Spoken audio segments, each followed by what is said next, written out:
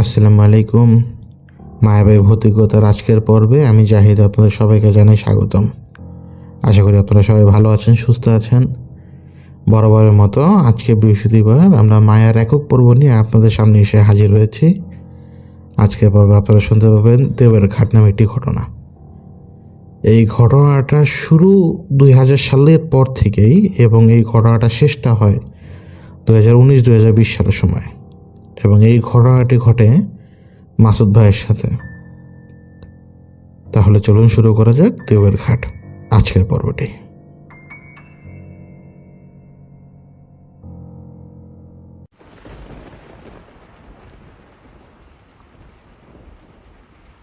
দুই হাজার সালের পরে যে কোনো একটা সময়, তখন এই ঢাকা শহরের বিন্যাসটা আরও বেশি বাড়ানোর জন্য রাজুক বেশ কয়েকটা প্রকল্প হাতে নেয়, এবং সেই সমস্ত প্রকল্পের কারণে কিছু কিছু পরিবার ভূমিহীন হয়ে পড়ে। মূলত তাদের জমি জমাটা তখন সরকারি সীমানার আওতাধীন চলে যায়, এবং ওই সময়ে রাজুক ক্ষতিপূরণ বাবদ টাকা পয়সা দেওয়ার সাথে সাথে প্লটও দিচ্ছিল যারা ক্ষতিগ্রস্ত হয়েছিল তাদের।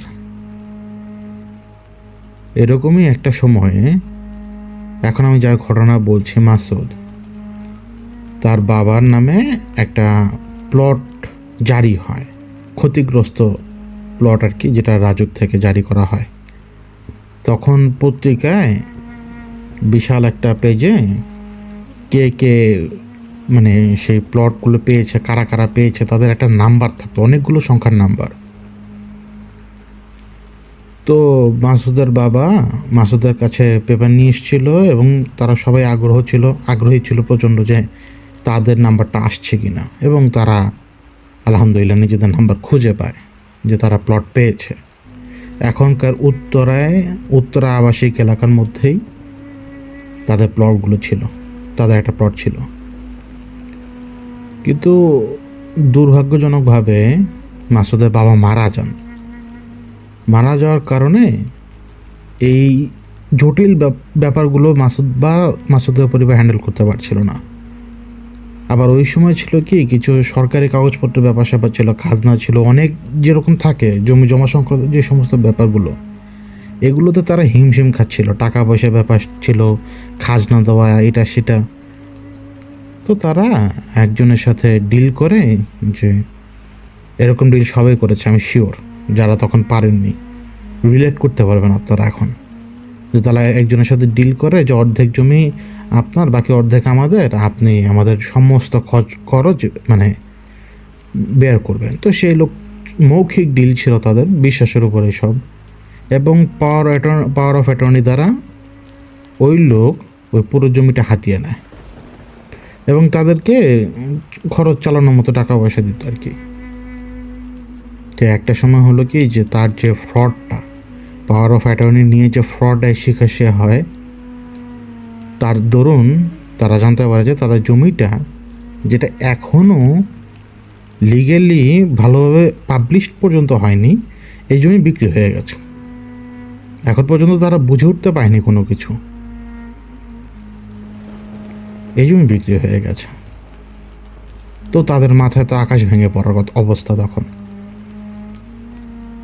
শোকে এতটা ধাক্কা পায় মাসুদের মা, যে মাসুদের মা বেশ কয়েকদিন মানসিক ভারসাম্যটা হারিয়ে ফেলেন, এবং মানসিক ভারসাম্য হারানো অবস্থায় তিনি উন্মাদের মতো গালাগাল করতেন সবাইকে, এবং সবার মৃত্যু কামনা করতেন, সবাই যাতে মরে যায়, তিনি শুধু যাতে বেঁচে থাকেন।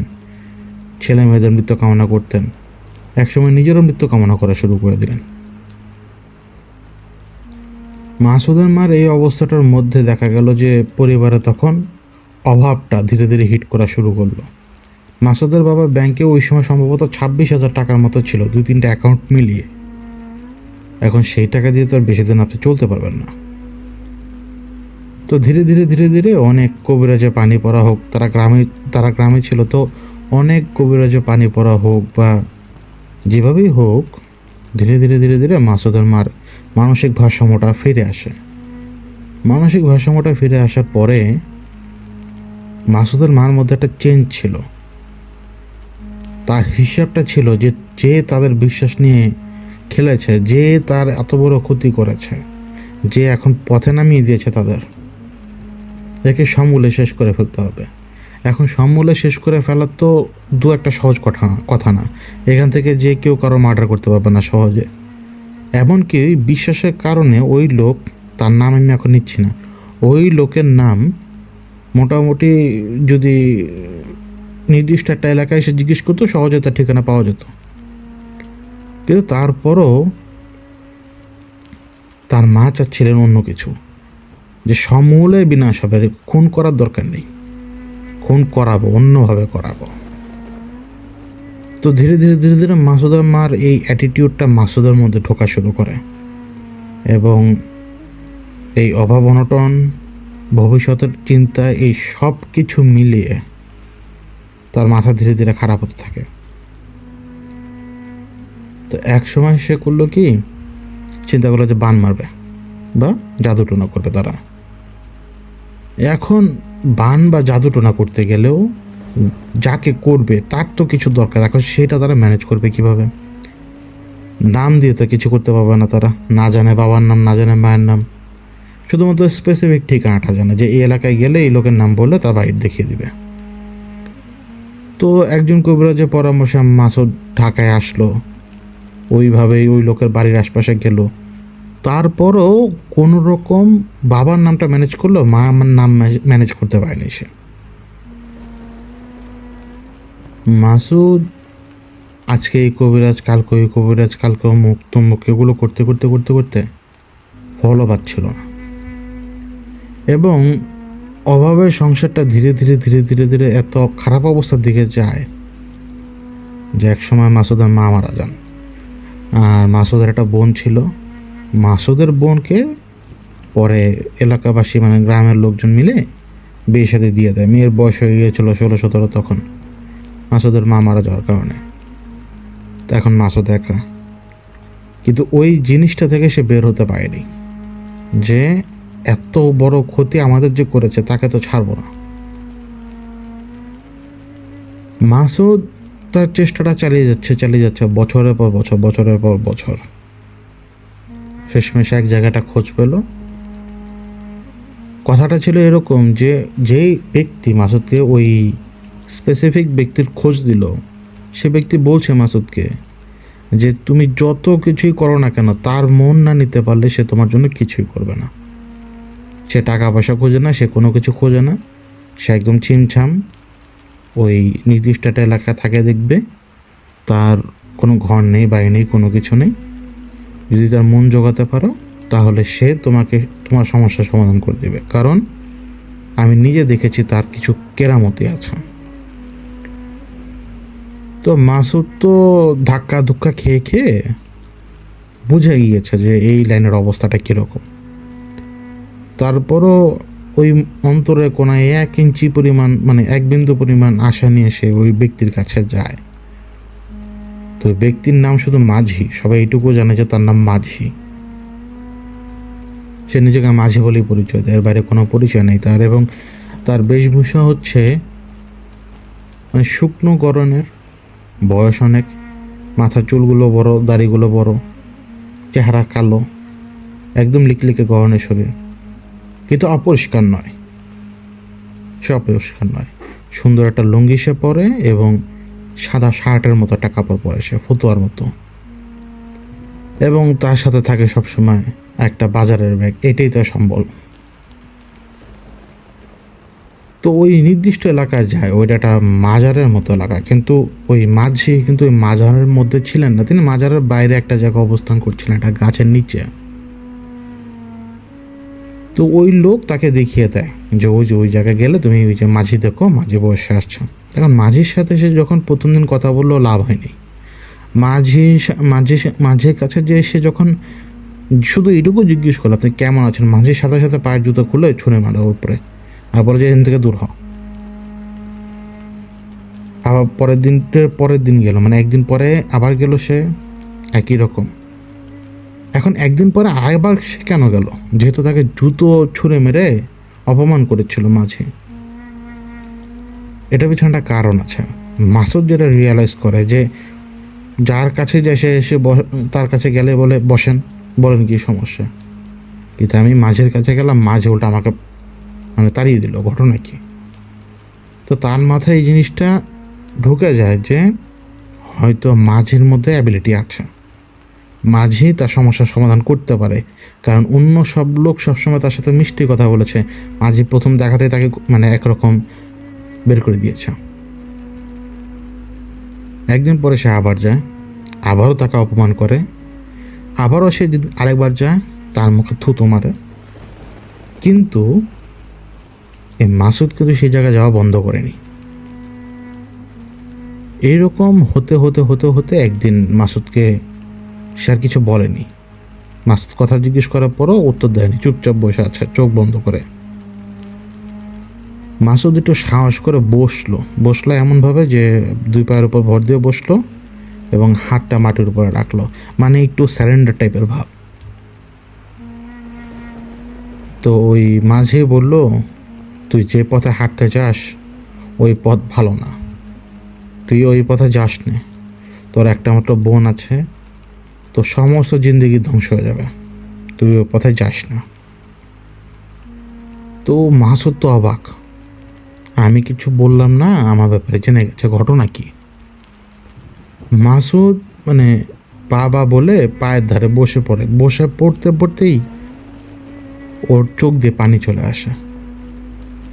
ও 1 মিনিটের মধ্যে বলে দেয় যতটুকু পেরেছে যে কী রকম ধোঁকার শিকার হয়েছে সে, আর তার বাবা কীভাবে মারা গেল, মা কীভাবে মারা গেল।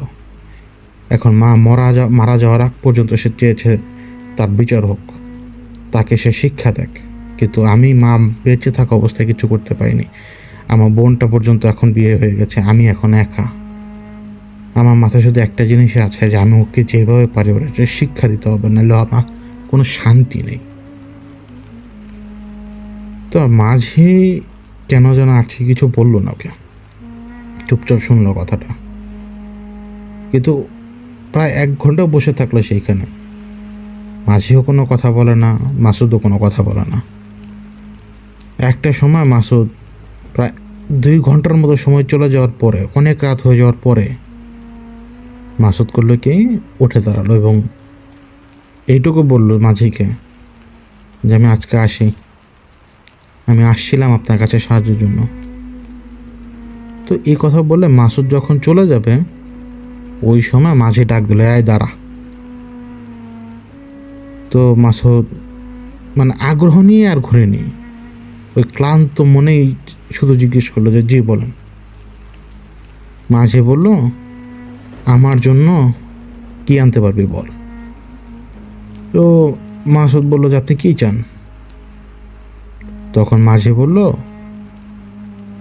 তুই আমার জন্য এমন কিছু নিয়ে আয় যে জিনিস সংগ্রহ করতে যে তোর সবচেয়ে বেশি কষ্ট হবে, তাহলে আমি তোকে একটা বিদ্যা শেখাবো। কিন্তু বলে রাখি, যে জিনিসটা তুই আমার জন্য সংগ্রহ করবি সেটা সংগ্রহ করতে তোকে তীব্র কষ্ট পোহাতে হবে, এবং যে বিদ্যা আমি তোকে শেখাবো সেই বিদ্যা শেখার পরে তোর জানের ওপর কিন্তু বিপদ ছেয়ে যাবে। যেটাই করিস না কেন ভেবে চিন্তা কর।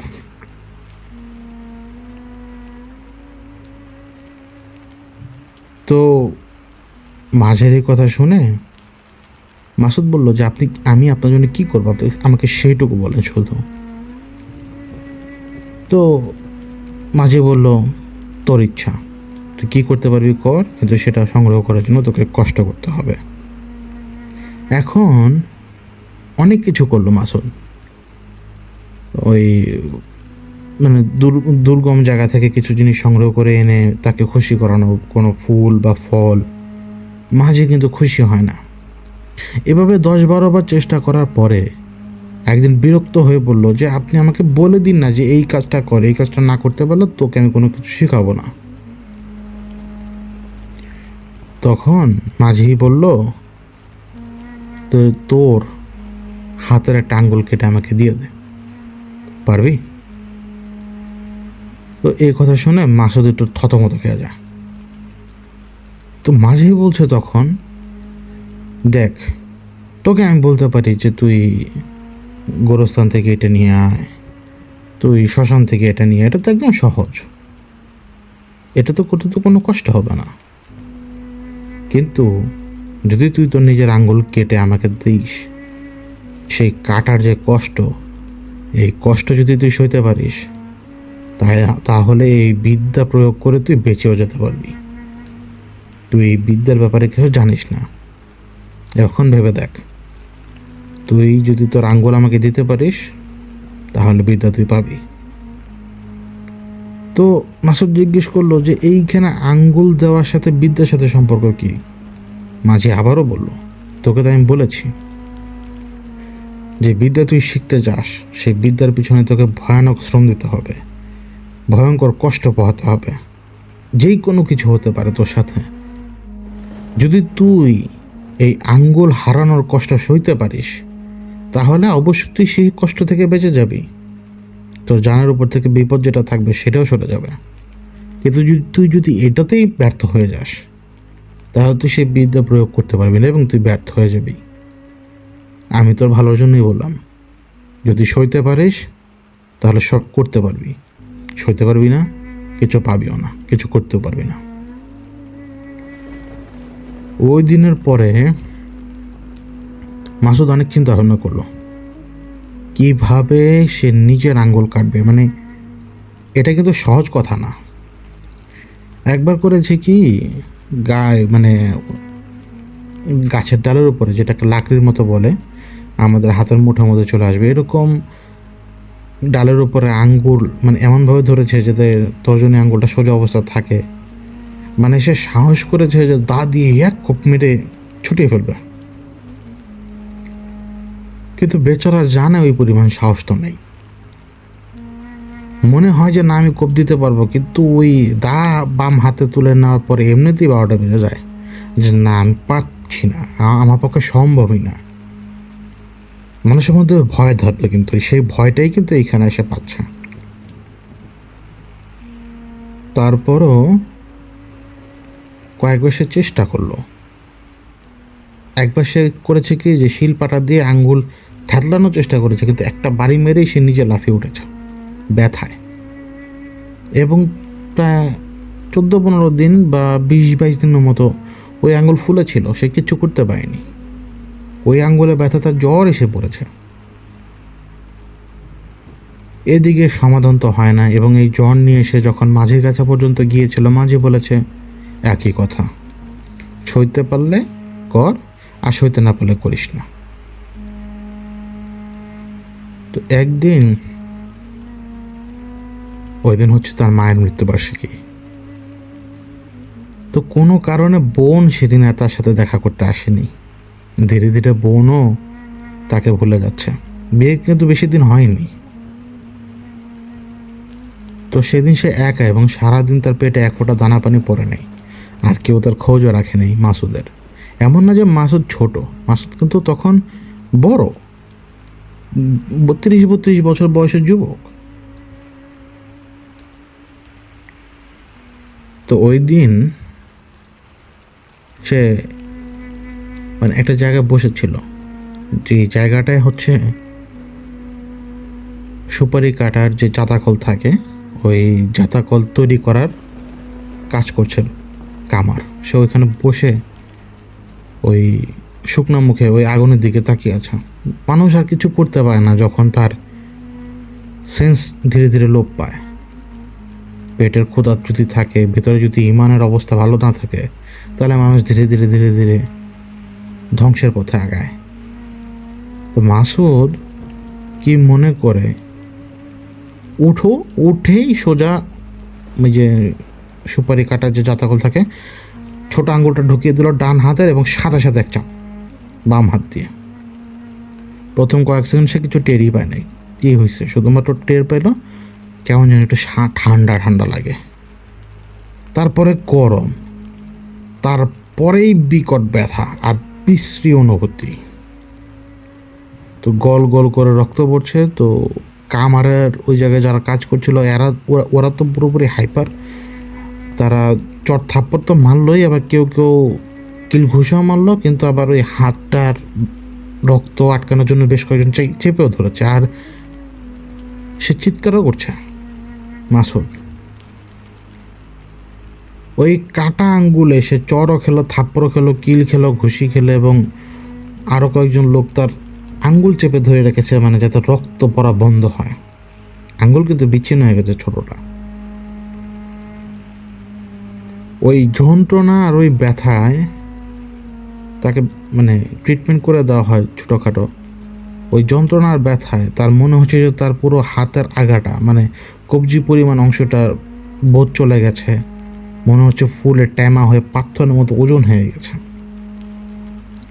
কিন্তু সেই যন্ত্রণা নিয়ে ওই মাঝের কাছে যায় কিন্তু মাসুদ। এত কিছুর মধ্যে কিন্তু সে কাটা আঙ্গুলটা নিতে পারেনি।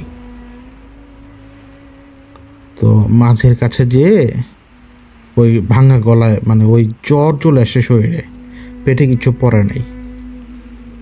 তো মাঝের কাছে যেয়ে মাঝেকে বলে যে আমি তো আনতে পারি নাই, কিন্তু এই যে দেখেন, এই যে সইতে পারলাম আমি, এই যে সইতে পারছি আমি, এখন কি আমাকে শিখাবেন? গাছের মধ্যে হেলান দিয়েছিল, গাছের শিকড়ের মধ্যে হেলান দিয়ে শুয়েছিল তখন মাঝে। তো মাঝে উঠে বসে, তখন উঠে বসে এবং তার ওই যে বাজারে ব্যাগের মতো ওইটার মধ্যে সে হাত ঢুকায়, একটা কি যেন বের করে, সেটার ভিতর থেকে শুকনো পাতার মতো কি যেন বের করে।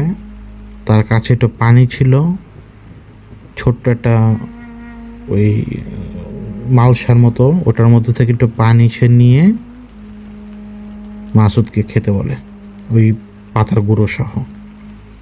এবং ওই মাজারের পাশের এলাকাতে, যেখানে যে মাঝে অবস্থান করছিলেন, মাঝের কাছেই জ্বরে বেহুশ হয়ে পড়ে মাসুদ। এখন সুস্থ হতে হতে মাসুদের প্রায় সময় লেগে যায় 1 মাসের মতো। এই সময়টুকুর মধ্যে ওই মাঝি তাকে বলে যে পথে তুই আগাবে, সেই পথে আগানোর আগে তোকে আরও অনেক পরীক্ষা দিতে হবে।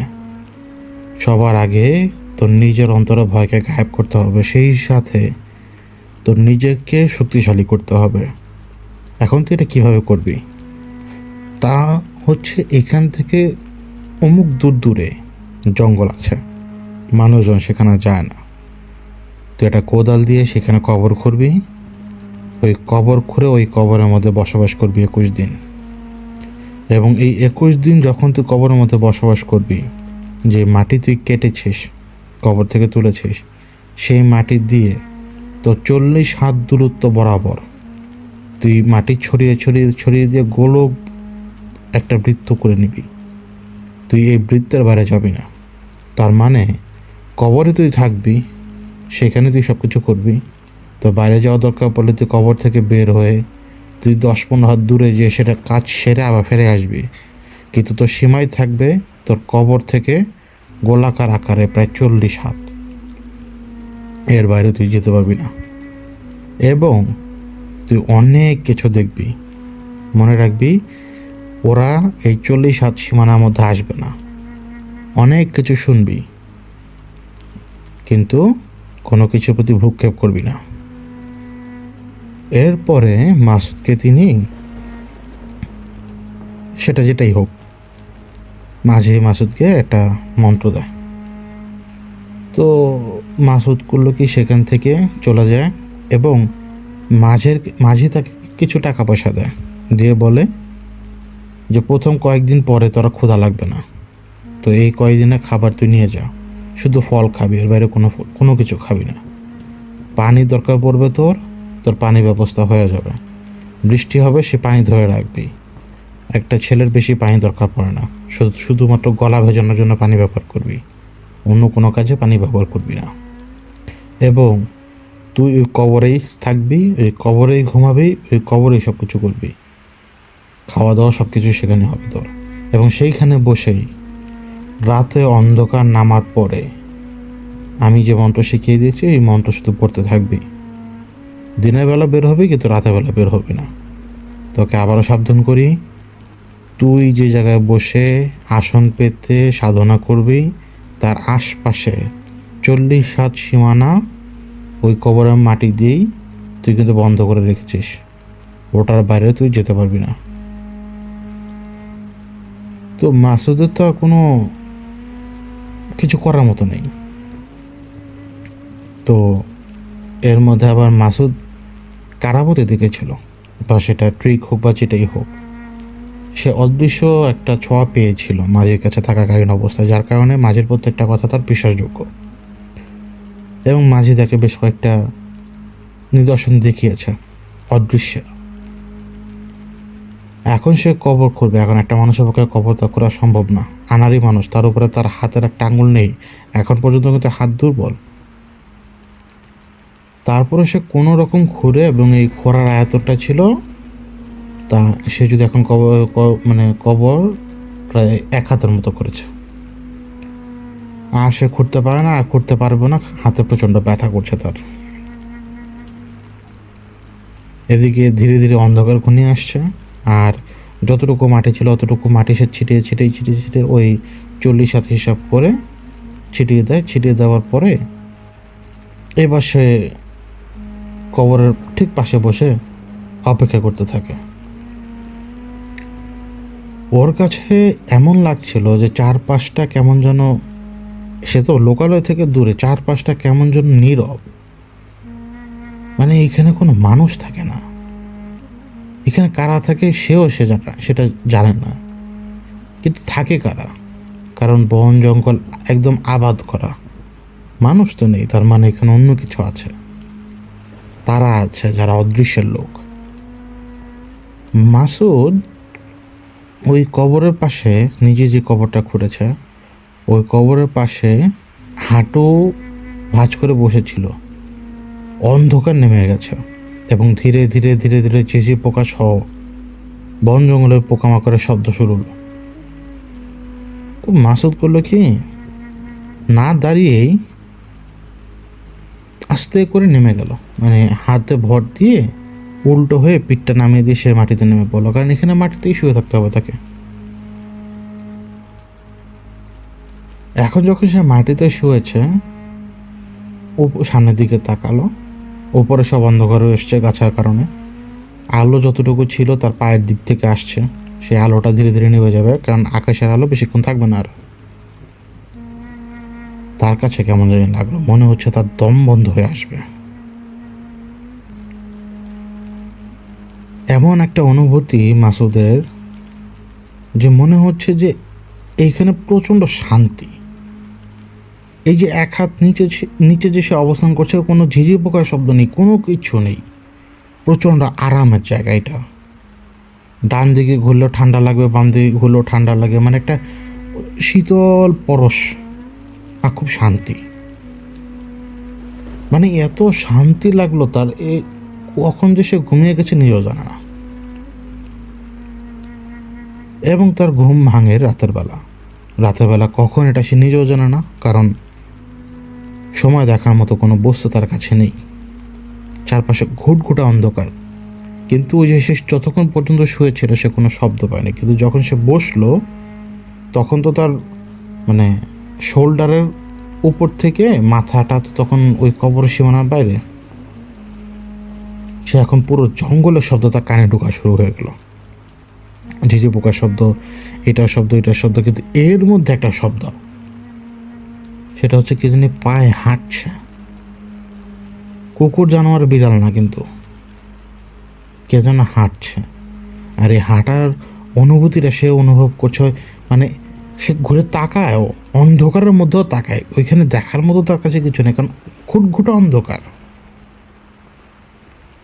কিন্তু সে অনুভব করছে, সে ট্র্যাক করতে পারছে যে এই দিক দিয়ে হেঁটে যাচ্ছে, এবং যে হেঁটে যাচ্ছে সে মাসুদের দিকে তাকিয়ে আছে। মাসুদের ডান দিক দিয়ে ঘুরে ঘুরে ঘুরে ঘুরে তার নাক বরাবর সোজা রাস্তায় আসলো, তারপর আবার বাম দিকে ঘুরতে ঘুরতে একবারে পুরোপুরি একটা গোলচক্কর দিল সেই অনুভূতিটা, যাকে সে ট্র্যাকও করছে তাকিয়ে তাকিয়ে, কিন্তু তাকে দেখতে পাচ্ছে না। চোখ দেখে না, কিন্তু অন্তর্বলে ওই জায়গায় আছে সে। যখন গোলচক্করটা সেই এন্টিটি পুরো করলো এবং অনুভব করলো মাসুদ যে গোলচক্করটা দেওয়া সম্পূর্ণ হয়ে গেছে, এরপরে মাসুদ আর এন্টিটিকে ফিল করে না। এরপরে অনেকক্ষণ কোনো শব্দ নেই, কোনো কিচ্ছু নেই, পেটে ক্ষুধাও নেই, যেহেতু পেটে ক্ষুধা নেই, তখন সে করলো কি, ওই মাঝির যে মন্ত্র সেটা সে আওড়াতে লাগলো। প্রচুর ভুল হওয়া শুরু হয়, মানে সে কোনো কারণ ছাড়াই প্রচণ্ড রকমের ভুল শুরু হয় তার বলা। কি মনে করে সে যখন শুয়ে পড়ে কবরের মধ্যে শুয়েই যখন সেই মন্ত্র পড়ার চেষ্টা করে, তখন হঠাৎ তার মনে কি যেন তার গলা টিপে ধরেছে, এবং সে সাথে সাথে উঠে বসে। সাথে সাথে উঠে বসার পরে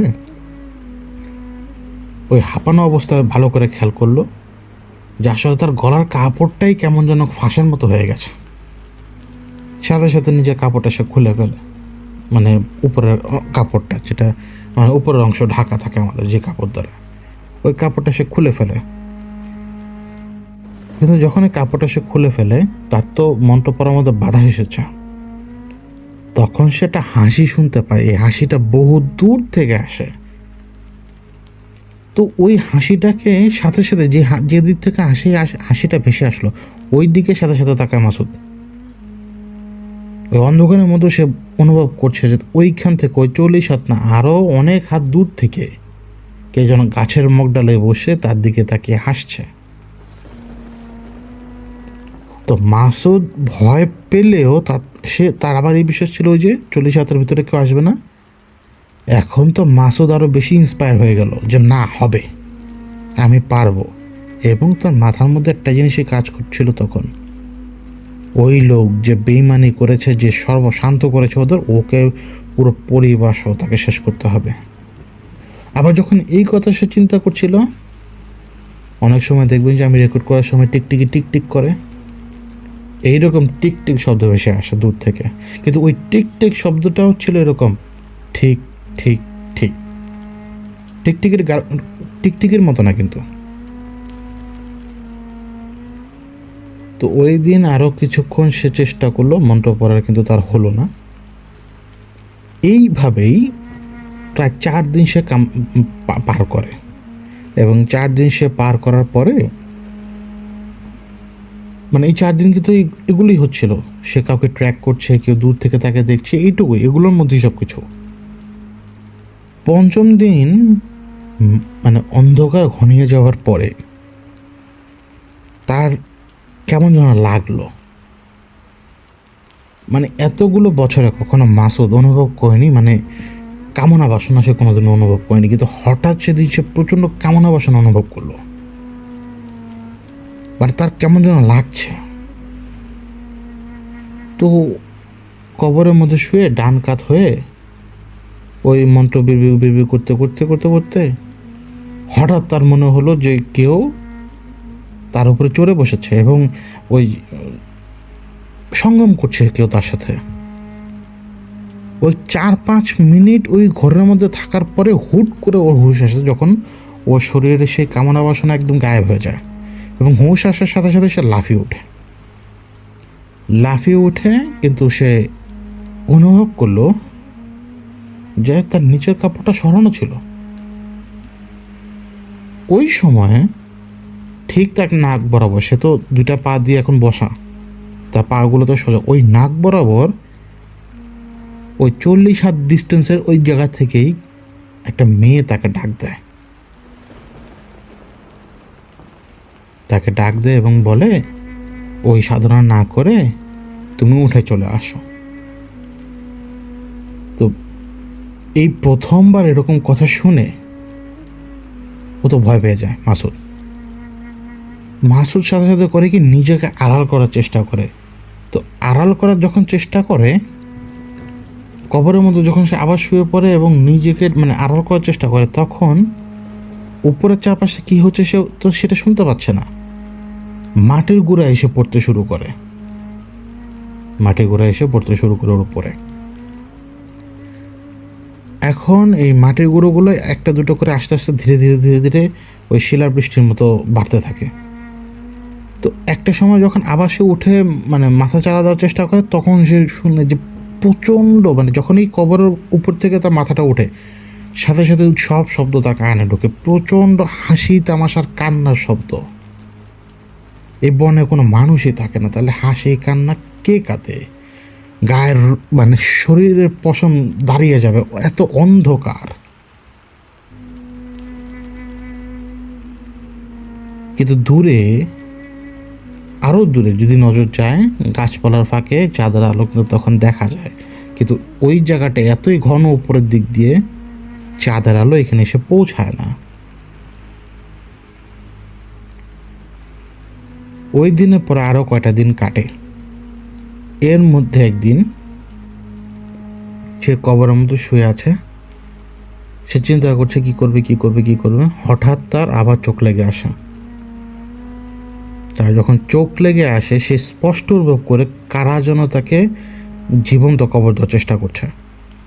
এবং প্রথমে তার পা ভার হয়ে আসে, তার পায়ের উপরে এক গাদা মাটি পড়ে যায়, যার কারণে সে তার পা ছোটাতে পারছে না। ধীরে ধীরে সেই মাটি কোমর পর্যন্ত চলে এসে তার গলা পর্যন্ত চলে এসেছে। সে তাকিয়ে দেখার চেষ্টা করছে কে করছে কে করছে। তখন এই অন্ধকারের মধ্যে সে দুটো চোখ দেখতে পায়। স্বপ্নের মধ্যে সে অন্ধকার দেখছে এবং দুটো সে চোখ দেখতে পায়। সে বাঁচার আকুতির চেষ্টা করছে, সব কিছু করছে।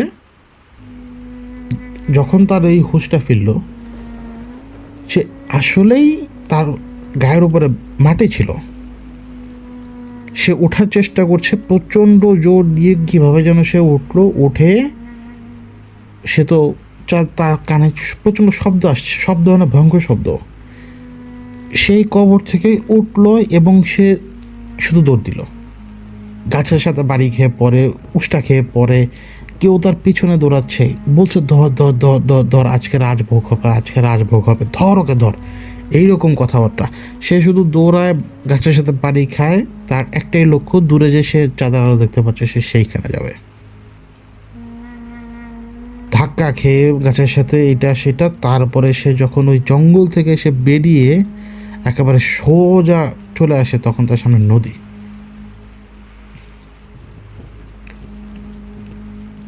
এবং এই নদীর পাড়ে যখন সে চলে আসে, পেছনে জঙ্গলে মনে হলো যে কেউ পেছনে জঙ্গলের ওই জায়গা থেকে মানে তার ছেলের একটা হাসি হাসলো। তো ওই রাত সে ওইখানে কিভাবে কাটিয়েছে এটা সেই জানে, তার আল্লাহ জানে। রাস্তা খুঁজে সে পরে যে মাঝির কাছে যে পৌঁছায় এবং মাঝিকে যে বলে, আমি এটা কমপ্লিট করতে পারিনি, আমার এরকম এরকম এরকম। তো মাঝি তাকে বলে যে এখানে তো কমপ্লিট করার কোনো বিষয় ছিল না, বিষয় ছিল যে তুই হ্যান্ডেল করতে পারবি কি না। কারণ তুই যখন মানবের সাথে থাকবি তখন তোর নজর এবং শ্রবণ শক্তি সব মানবের মতো হয়ে যাবে। যখন তুই তাদের এলাকায় থাকবি তখন তোর দৃষ্টিশক্তি বেড়ে যাবে, তোর শ্রবণ শক্তি বেড়ে যাবে। তখন তুই ওদের মতো দেখবি, ওদের মতো শুনবি। এবং ওদের মতো যদি না দেখতে পারিস, ওদের মতো যদি না শুনতে পারিস, তাহলে তুই কিন্তু মূল কাজ কখনো করে আগাতে পারবি না। কারণ যখন কোনো ব্যক্তি নিজ উদ্যোগে কোনো কাজ করতে যায়, তাকে সব কিছু ব্যাপারে সাবধানী হতে হয়। কেউ তাকে এসে আগাম খবর দেবে না যে বাছা ওইদিকে তাকাও, ওদিক থেকে কেউ তো তোমার দিকে দৌড়িয়ে আসছে। সেটা কিন্তু তোকেই গ্যাদার করতে হবে। সেই দৃষ্টিশক্তি তোর থাকতে হবে এবং সেই শ্রবণ শক্তিও তোর থাকতে হবে। এই জন্যই আমি তোকে ওখানে পাঠিয়েছি। আর এই জন্যই তুই প্রথম দিন থেকে তুই অনুভব করতে পারছিলি। তা মাসুদ বুঝতে পারলো এখন ব্যাপারটা। এবার সব ধরনের জ্ঞান তাকে দেওয়া হলো এবং মাসুদের কাছ থেকে শুধু ওই লোকের ব্যাপারে কিছু কথা জানতে পারলো, যে লোক তাদের সাথে চিটিং বাটপাইটা করেছে। তো মাঝি বলল যে ঠিক আছে, তোকে আমি অমুক দিন ফাইনালি কিছু জিনিস দিয়ে দেবো এবং এটা তুই ব্যবহার করবি এবং তোকে কি কি করতে হবে সেটা আমি বলে দেব। এখন মাসুদকে উনি বললেন যে তুই আপাতত আমার থেকে তুই 3 দিনের জন্য দূরে সরে যা। তো মাসুদ নিজের বাড়িতে ফিরে আসে এবং 3 দিন পরে আবার যে মাঝির কাছে যে পৌঁছায়। ওই মাঝি মাসুদের জন্য কিছু জিনিসপত্র রেখেছিল। মাসুদ মাঝির কাছে যাবার পরে মাঝি মাসুদকে বলে, অমুক নির্দিষ্ট দিন তুই এই এলাকা থেকে অমুক এলাকায় চলে যাবি। ওই এলাকায় একটা নদী আছে। তোকে করতে হবে কি, ওই অমুক নির্দিষ্ট দিনে নদীর ঘাটে তুই আশপাশে নৌকা পাবি অনেক ছোট ছোট, তোকে একটা ছোট নৌকা চুরি করতে হবে। ওই সময় নদীতে বান থাকবে না, তোকে মাঝ নদী পর্যন্ত যেতে হবে এবং মাঝ নদী পর্যন্ত যাওয়ার সময় তুই এটা বলতে বলতে যাবি, মানে এটা মন্ত্র বা যেটাই হোক, এটা বলতে বলতে তুই যখন মাঝ নদীতে যাবি, মাঝ নদীতে যাওয়ার পরে তুই কিছুক্ষণ চোখ বন্ধ করে শুধু এই মন্ত্র পড়বি। ততক্ষণে তুই হারিয়ে যাবি।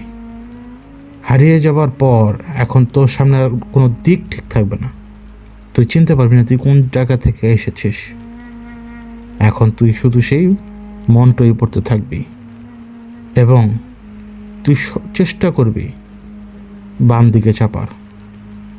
একটা কথা মনে রাখবি, যখন তুই নদীর বাম দিকে কোনো শাখা দেখতে পাবি, যেটাকে শাখামুখ বলে নদীর, যেদিক দিয়ে নদীর শাখা চলে গেছে, তোকে সেদিকেই ঢুকতে হবে। তুই মাথায় রাখিস তুই হারিয়ে যাবি মন্ত্র পড়ার কারণেই, এবং মন্ত্র পড়ার কারণেই তোর সামনে অন্য রাস্তা খুলে আসবে। তুই যেদিকে যাবি সেটা হচ্ছে দেওয়ের ঘাট। দেও হচ্ছে পানির জীব এবং সবচেয়ে বেশি শক্তিশালী। যখন ওরা পানিতে থাকে তখন ওরা পূর্ণাঙ্গ শক্তিতে থাকে, আর যখন ওরা মাটির উপরে চলে আসে তখন ওরা বিকট ষাঁড় বা মহিষের রূপ নেয়। একটা ব্যাপার তোকে আমি সাবধান করে দিচ্ছি, দেওয়ের সাথে কোনো রকমের পাঙ্গা নিবি না। কারণ যদি তুই দেওয়ের সাথে পাঙ্গা নিতে যাস, যদি তুই দেওকে না বোঝাতে পারিস, দেও 1 সেকেন্ড সময় নেবে না, তোকে ওখানে মেরে তোকেই ওইখানে জিন্দা খেয়ে ফেলবে। তুই যে এলাকায় যাবি, নদীর বাম দিকে শাখামুখ দিয়ে ঢোকার পরে তুই নৌকা বৈঠায় একটা লাগামও দিবি না, তুই নৌকার ভার ছেড়ে দিবি।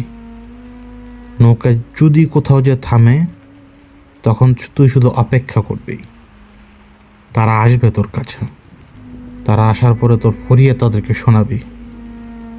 এখন এমনি এমনি তো সে এত জন্য কিছু করবে না, তাকে তোকে খুশি করতে হবে। যখন তোর নৌকা থেমে যাবে, তোর নৌকা সামনে যাবে না, বামে যাবে না, ডানেও যাবে না, তখন তুই তোর ব্যাগ থেকে খরগোশের মাংসের টুকরো ফেলবি। এই যে আমার কাছে খরগোশের মাংসের টুকরো, এটা এখন যেই ভাবে রাখা আছে এইভাবেই থাকবে, এবং এতদিনে এই খরগোশের মাংস পচে যাবে, এবং দেওদের এই পচা খরগোশের মাংসের গন্ধ অনেক বেশি আকর্ষণ করে। মনে রাখবি, দেওকে তোকে খুশি করতে হবে। দেও খুশি হলে দেও তোর কাজ করে দেবে। আমি আবারও বলি, সব কিছু তোকে করতে হবে। এবার তুই ভেবে দেখ তুই এই পথে যাবি কিনা। কিন্তু মনে রাখিস, নদীর মাঝখান থেকে কিন্তু তুই হারিয়ে যাবি। তুই কিন্তু নিজেও জানিস না তুই কোথায় যাচ্ছিস আর কোথায় যে ঠিকবি তুই। মাসুদ আর এত কথার পাত্তা দেয়নি। মাসুদ করলো কি, আপনি আমাকে যা দিবার দেন, এক কথায় বলে ফেললো। মাসুদ মাঝির কাছ থেকে সব কিছু বুঝে শুনে নিয়ে ওই খরগোশের মাংস একটা বাটির মধ্যে ছিল, ওই বাটির মধ্যে ওই খরগোশের মাংস নিয়ে সে চলে আসে এবং নির্দিষ্ট দিন পর্যন্ত সে অপেক্ষা করতে থাকে। এবং নির্দিষ্ট দিন ওই নদীর পাড়ে যে পৌঁছায় এবং চারপাশে মানে খুব ভালোভাবে নজর রাখে যে কীভাবে সেটা নৌকা ম্যানেজ করবে রাতের বেলা। এবং একদম ঘুটঘুটা মাঝরাত তখন সে একটা নৌকা ম্যানেজ করতে পারে এবং নৌকার দড়িটা ছিঁড়ে সে নৌকা বাইতে শুরু করে। এবং নৌকাটায় সর্বোচ্চ 2 জন মানুষ থাকতে পারবে, মানে এতটুকু আয়তনে একটা নৌকা। এই নৌকা নিয়ে সে নদী বাইতে শুরু করলো এবং মাঝি যে তাকে বলেছিল যে নদীতে বান থাকবে না, আসলে ঠিক নদী পুরোপুরি শান্ত সেদিন। তো নদী সে বাইছে এবং নদীর পথ ধরে সে এগোচ্ছে। একটা সময় সে মাঝ নদীতে এসে পড়ে, যখন মানে এই রাতের বেলা 2 পাড় আসে দেখতে পাচ্ছে না। সে ভালো করে বারবার খেয়াল করার পরে সে শিওর হলো যে হ্যাঁ, আমি এখন নদীর মাঝে আছি। তো আগে থেকে তো সে একটা মন্ত্র পড়ছিল, এবার সে মন্ত্র বদলে আরেকটা মন্ত্র পড়তে শুরু করলো চোখ বন্ধ করে। এবার মাসুদ যখন নদীর মাঝখানে অন্য মন্ত্র পড়া শুরু করলো, মাসুদের মনে হতে লাগলো যে তার মাথাটা কেমন যেন ঘোরাচ্ছে, এবং তার এরকম অনুভূতি হলো যে নৌকা সে বসে আছে, ওই নৌকার তল দিয়ে নদীর গভীর থেকে বড় মুখ করে, মানে মুখ হাঁ করে কি যেন একটা ছুটে আসছে, এবং ছুটে এসে একেবারে নৌকার ঠিক তলা, একেবারে তলার কাছে এসে থেমে গেছে। এবং ওই থেমে যাওয়ার পরে চারপাশে যে পানিটা ঢেউ খেলে ওঠে না, ভেতর থেকে ঢেউ চলে এসে যে ঢেউ খেলে যায়, ওই ঢেউটা পর্যন্ত সে অনুভব করে, যে ঢেউটা দিয়ে নৌকা নড়িয়ে গেছে। ওর ওর কলেজে শুকিয়ে যায় ওই মুহূর্তেই। ওই চোখ বন্ধ করা অবস্থায় তার মনে হচ্ছিল যে হাঁ করে আছে, তার হায়ের মানে তার মুখটা এতখানি চওড়া যে সে গিলে ফেলতে পারবে এক্ষুনি পুরো নৌকাটাকে। কিন্তু কোনো রকমের এই ধুকপুকানির মধ্যেও মাসুদ নিজেকে শক্ত করে রাখে এবং অনুভব করতে থাকে যে ধীরে ধীরে ধীরে ধীরে তার নৌকা ঘুরছে। তার মাথা ঘোরানোর আসল কারণ হচ্ছে তার নৌকাটা ঘুরছে ধীরে ধীরে নিজে থেকে। তো চোখ বন্ধ, বডি সেন্স করছে, যে বডি মুভমেন্ট করছে, এই জন্য ব্রেন ভুলভালভাবে ডিটেক্ট করছে সব কিছু। কারণ ব্রেন যদি ভালোভাবে ডিটেক্ট না করতে পারে তখন ব্রেন বমি করিয়ে দেয়, বোঝানোর জন্য যে হয়তো পয়জন জাতীয় কোনো কিছু আমরা খেয়ে ফেলেছি। তো এক সময় যখন সে অনুভব করলো যে ঘোড়াইটা থেমেছে, মানে নৌকার ঘূর্ণিটা থেমে গেছে, সে চোখ খোলার পরে সে আবিষ্কার করলো যে এখন নদীর মাঝখানে সে নেই, কিন্তু সে এমন একটা জায়গায় যে এদিক দিয়ে নৌকাটা একটু ন্যারো হয়ে এসছে, মানে ছোট হয়ে এসছে, দুই পাড়ের আয়তন 50 মিটারের মতো বা আরেকটু বেশি হতে পারে, কিন্তু পাড় দেখা যাচ্ছে দুদিকেই গাছপালা আছে। এখন মাসুদ নৌকা বাইছে, নৌকা ধীরে ধীরে ধীরে বাইছে এবং সে মন্ত্র পড়ছে। কিছুক্ষণ পরে তার সামনে সে দূর থেকেই বুঝতে পারলো যে এই দিকে একটা শাখা ঢুকে গেছে, সামনে বাম দিকে, একেবারে যেভাবে মাঝি বলেছিল সেইভাবে। আরও সামনে যাওয়ার পরে সে পুরোপুরি কনফার্ম হলো যে এদিকে সে বাম দিকে শাখা নদীটা, এবং শাখা নদীর দিকে নৌকা ঘুরিয়ে দেওয়ার পরেই কেন যেন মনে হলো যে নৌকাটার একটু গতি বেড়ে গেছে নিজে থেকেই, এবং সে বইটা হাতে তুলে নেয়। কিন্তু বইটা হাতে যখন তুলে নিতে যাবে, মানে অদ্ভুতভাবে বইটা তার হাত থেকে ছুটে পানিতে পড়ে যায়।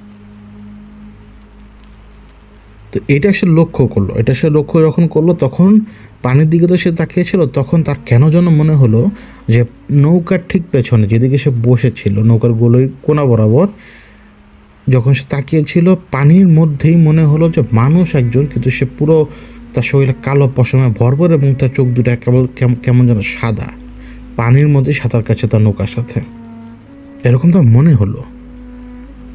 তো সেদিক থেকে সে সাথে সাথে চোখ সরিয়ে নেয় এবং চোখ সে বন্ধ করে নেয়। এখন শাখা নদীর মুখটা কি একদম সুরঙ্গের মতো। এই কয়েক সেকেন্ড দেখার পরে তার চোখ বন্ধ ছিল এবং সে মন্ত্র পড়তে থাকে। এখন যখন সে মন্ত্র পড়ছে, এখন তার নৌকার আশপাশে শব্দ হতে লাগলো।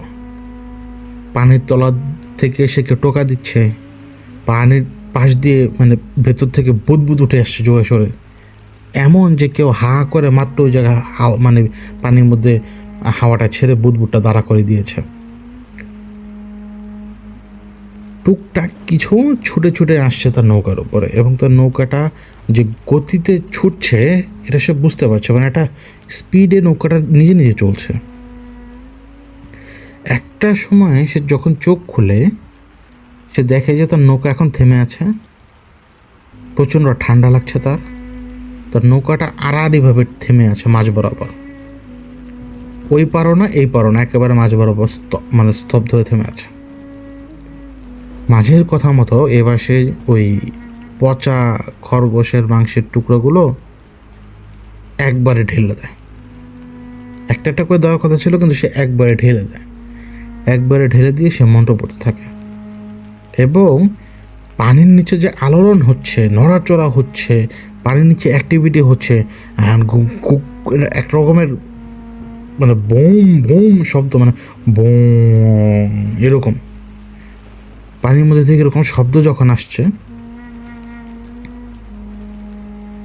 ওর মাসুদের কেমন যেন ভয় লাগতে শুরু করে আরও বেশি। মানে এখন তার ভয়টা এরকম লাগলো যে ওরা কি পানির তল থেকে উঠে এসে এখন আমাকে ছিঁড়ে ফেলে খেয়ে ফেলবে নাকি। তো কিছুক্ষণ পরে মানে মাসুদ নিজে দেখতে পায় যে পানির ভেতর থেকে কে যেন ডুব দিয়ে উঠলো, এবং যখন উঠলো সাথে সাথে ওর বুকটা ছ্যাদ করে উঠছে ভয়ে, আতঙ্কে। কিন্তু মাসুদ এইটা আবার কীভাবে যেন বুঝলো যেটা মানুষ, এবং যাকে সে দেখছে, যার মাথাটা এখন পানির উপরে, সে ধীরে ধীরে এখন এগিয়ে আসছে সামনের দিক থেকে মাসুদের দিকে। পানির মধ্যে সাঁতার কাটছে কিনা এটা বোঝা যাচ্ছে না, মনে হচ্ছে যে সে পানির ভিতরে হাঁটছে। ধীরে ধীরে ধীরে ধীরে একটু একটু করে তার চেহারাটা উন্মোচন হচ্ছে, আর এবং এটা সেই লোক যে চিটিংটা করেছে, তাদের সাথে বাটপাইটা করেছে। যে মাসুদ তাকে দেখে মানে ভয়ঙ্করভাবে মানে আক্রোশে ফেটে পড়লো। তার ভয়টা তো চলে গেছে, আক্রোশটা চলে আসে তার সাথে সাথে। মাসুদ দেখতে পায় ধীরে ধীরে ধীরে ধীরে তো তার বুক পর্যন্ত ভাসমান অবস্থায় চলে এসছে, মানে ভেতর থেকে সে কীভাবে যেন দাঁড়াচ্ছে পানির মধ্যে। সে তার দিকে এগিয়ে আসছে এবং দাঁড়িয়েও যাচ্ছে। তো ওই পানির মধ্যে থেকেই ভেসে যাওয়া মানে এই যে পচা খরগোশের ওই যে মাংসটা, সে কীভাবে যেন হাত দিয়ে খপ করে ধরে মানে মুখে চাবাতে চাবাতে তার দিকে এগিয়ে আসছে। এবং এইটা দেখার পরে মাসুদের এবার ভয় লাগলো, আবার জিদের পাশাপাশি ভয়টাও তাকে ধরে, কিন্তু এত বেশি না। যখন ওই এন্টিটি একেবারে এক হাত কাছাকাছি চলে আসে, ততক্ষণে সে দেখতে পায় যে এই লোক সম্পূর্ণ উলঙ্গ, এবং তার ওই নাভির মধ্যে অক্টোপাস, মানে নাভি থেকে বের হয়ে অক্টোপাস পুরো পেটের উপরে ঘোরাফেরা করছে। তো ওই দেও তো কথা বলতে পারে না, তো দেও তখন তার দিকে এমনভাবে তাকিয়ে আছে ওই ভদ্রলোকের রূপ নিয়ে, যেন তাকে সে পরিমাপ করছে। সে মানে ওই দেও মাসুদকে এমনভাবে দেখছে যে মানে এটা খুবই মিষ্টি একটা খাবার, এখনই মাসুদকে খেয়ে ফেলতে হবে। মানে ওর চাহনি দেখে মাসুদ বুঝতে পারছে। তখন মাসুদ তাকে বলল যে তুমি আমার ওই কাজটা করে দাও, তুমি ওখানে যদি যাও তুমি একটা দুটো না অনেক মানুষ খেতে পারবে। তো এই কথা শুনে ওই দেও মানে বিকট একটা মুখ করে, মানে হাসিও না ভয়ও দেখাচ্ছে না, কিন্তু দুটোই বিকট একটা চেহারা করে, এবং মুখটা এমনভাবে খুলে মাথাটা একটু কাত করে বলে, হ্যাঁ ঠিক আছে আমি যাবো। মানে সে রাজি হয়েছে, এখন বিনিময়ে সে কিছু চায়। এই জন্য সে করলো কি, হাত বাড়িয়ে মানে আঙ্গুলগুলো ভাঁজ করে তালু পর্যন্ত নিয়ে আসে, যেভাবে আমরা ইঙ্গিত দিই না যে কাছে আসো, এরকম একটা ইঙ্গিত দিয়ে সে বোঝালো যে তার কিছু জিনিসের দরকার, তার অবশ্যই কিছু দরকার এখন। তো এটা বুঝতে পেরে মাসুদ বললো যে কি লাগবে। এই এতক্ষণে মাসুদের গলা কাঁপা শুরু হয়ে গেছে। তো মাসুদের হাতের দিকে ইশারা দেয় ওই দেও, যে এই আঙ্গুলটা কাটা ছিল। তো ওই দেও ইশারা দিয়ে এটুকু বুঝালো যে ওইখান থেকে সে রক্ত খেতে চায় মাসুদের। তো মাসুদ তখন উপায় অন্তর আর দেখতে পায়নি। মাসুদ কিছু বুঝে ওঠার আগে যে হ্যাঁ বা না বলবো, ওই দেও খপ করে ওর ওই হাত ধরে বসে, এবং ওই কাটা জায়গা যেটা হিল হয়ে গেছে পুরোপুরি, ওইখানে কামড় বসিয়ে দেয়। এবং বিকটভাবে কামড় দেওয়ার কারণে ও লাফিয়ে ওঠে, এবং ওর হাত ছাড়াতে পারছে না মাসুদ। তো কয়েক মিনিটের মধ্যে, কয়েক সেকেন্ডের মধ্যেই ওই লোক ওকে ছেড়ে নিচে নেমে যায়। নিচে নেমে যেয়ে পানির মধ্যে গায়েব হয়ে যায়। পানির মধ্যে গায়েব হয়ে যাওয়া মাত্রই পুরো নৌকাটাকে যেন ভেতর থেকে নিচের তলা থেকে উল্টিয়ে দেয়, এবং একেবারে উল্টে যায় নৌকাটা, এবং মাসুদ নিজে পানির মধ্যে যেয়ে পড়ে যায়।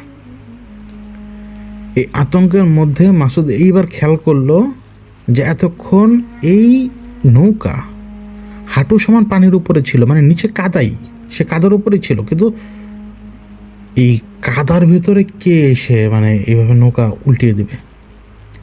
চারপাশে বন মানুষ না, ওই শিবপাঞ্জির মতো হুম হুম হুম মানে ওইরকম শব্দ হওয়া শুরু হলো, এবং চারপাশে পানির মধ্যে আলোড়ন শুরু হয়ে গেল।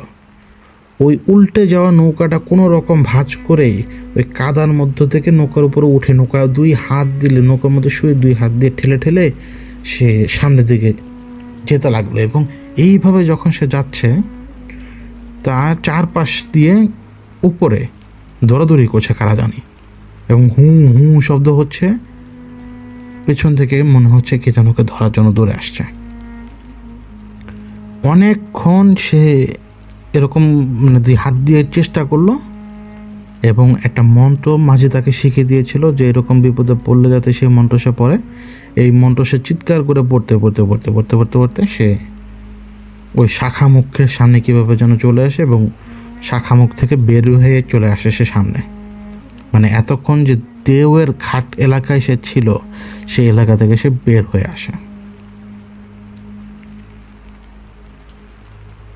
তো সেদিন সে মাঝির কাছে যে পৌঁছায়, সেদিন আর পৌঁছাতে পারে, পরদিন যে পৌঁছানোর পরে সেই কথা বলে, এবং তার হাতের অবস্থা খুব খারাপ, হাতের ওই জায়গাটা কেমন যেন মানে পচন ধরে গেছে এক রাতের মধ্যে, আর প্রচণ্ড ব্যথা।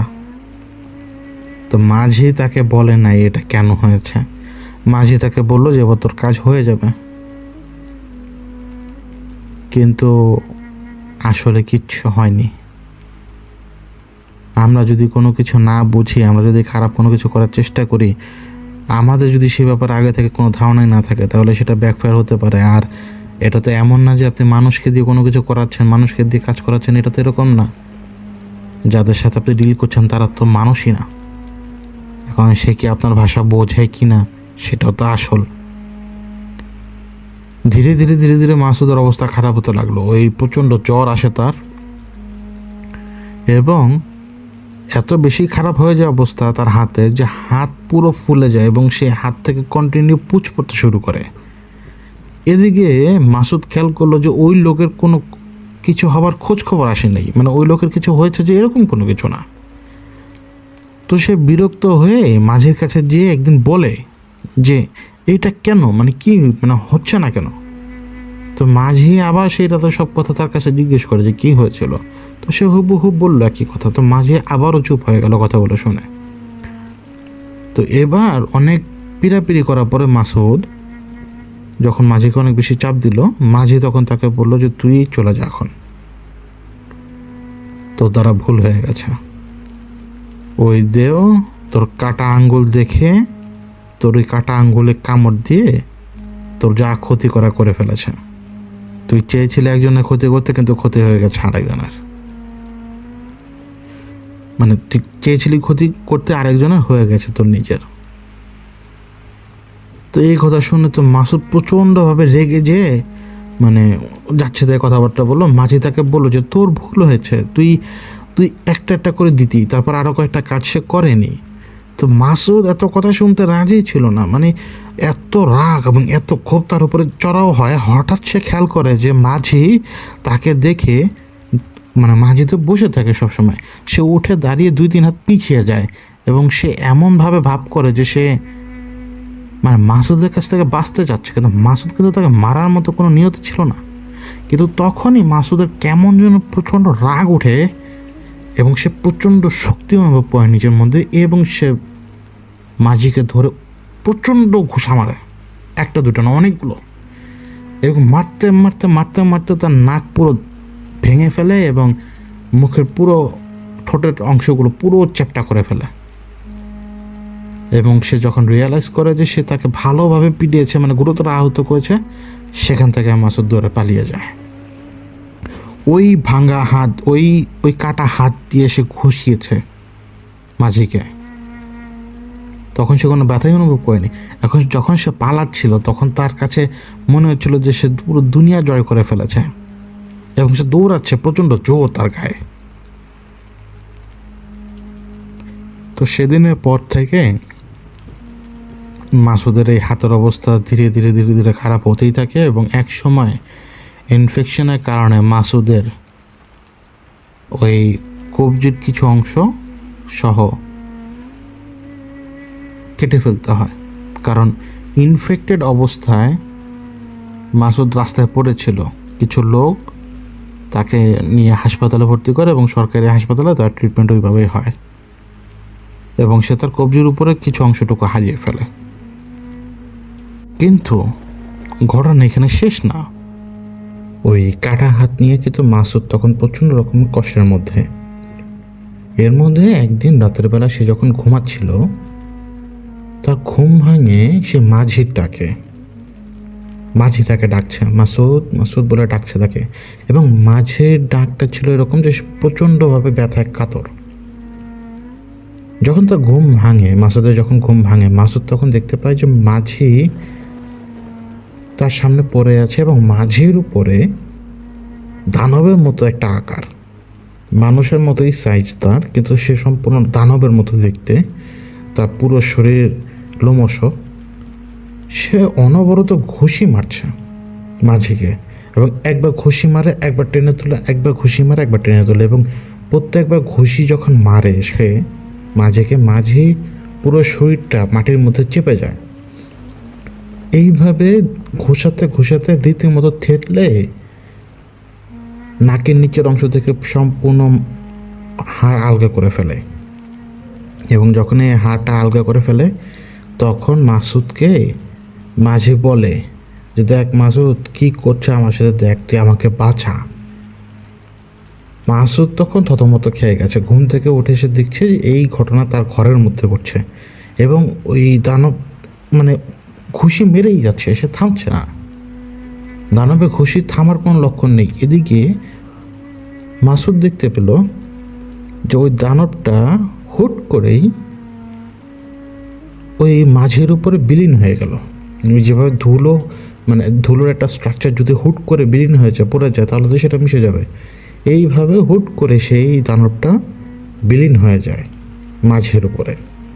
এবং যখন মাঝির উপরে বিলীন হয়ে যায়, মাঝিকে মাসুদ দেখতে পায় যে সে মাঝি উঠে বসছে। ওই একইভাবে নাকের মাঝখানটা ভেঙে আলাদা হয়ে গেছে, মানে চোয়ালের উপরে অংশ তখন আলাদা তার। মাঝি এবার তাদেরকে হেসে তাকিয়ে বলে, তুই তো আমাকে রেখে চলে এলি, বিদ্যা শিখবি না? এইটুকু বিদ্যা দিয়ে কি তুই সামনে এগোতে পারবি? চল, তুই আর আমি মিলে মানুষ মারতে শুরু করি। তুই আমাকে এনে দিবি আর আমি মারবো।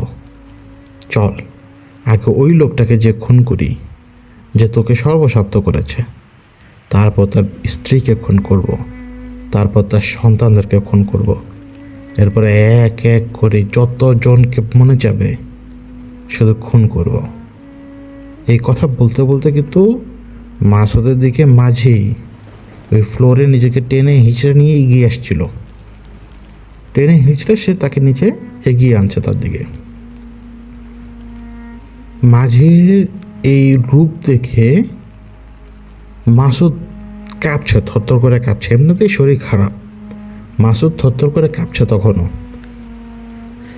মাঝি ধীরে ধীরে নিজেকে টেনে তুলে, এমনভাবে টেনে তুলে যেন সে শূন্যেই ভেসে উঠেছে, নিজেকে সে দাঁড় করাতে পারেনি, শূন্যেই সে ভেসে উঠেছে এরকম। এবং মাঝি তখন খুব বিশ্রীভাবে তার দিকে হেসে তাকিয়ে বলে, কি রে, আমাকে দেখে তো ভয় লাগছে? আমি তো তোর গুরু, তুই আমার শিষ্য, ভয়ের কি আছে? দেখ, আমি তোকে বলেছিলাম, তুই আমাকে ঠিকই তোর আঙুলটা কেটে এনে দিয়েছিস, পরীক্ষায় পাশ করেছিলি। চল, তুই আমাকে একটা পরীক্ষা দে আমাকে একটা পরীক্ষা। আচ্ছা, তুই পরীক্ষা দিতে পারবি না? আচ্ছা, তোর হয়ে আমি একটা পরীক্ষা দিই। আমি আমার চোখের মণিটা খুলে তোর হাতে দিয়ে দিই। তো এই কথা বলে মাঝি নিজের আঙ্গুল চোখের কোটরের ভিতরে ঢুকিয়ে বিশ্রীভাবে রক্ত টক্ত বের হয়ে সে নিজের চোখটা খুঁড়ে বের করে নিয়ে আসে এক আঙ্গুলের উপর দিয়ে।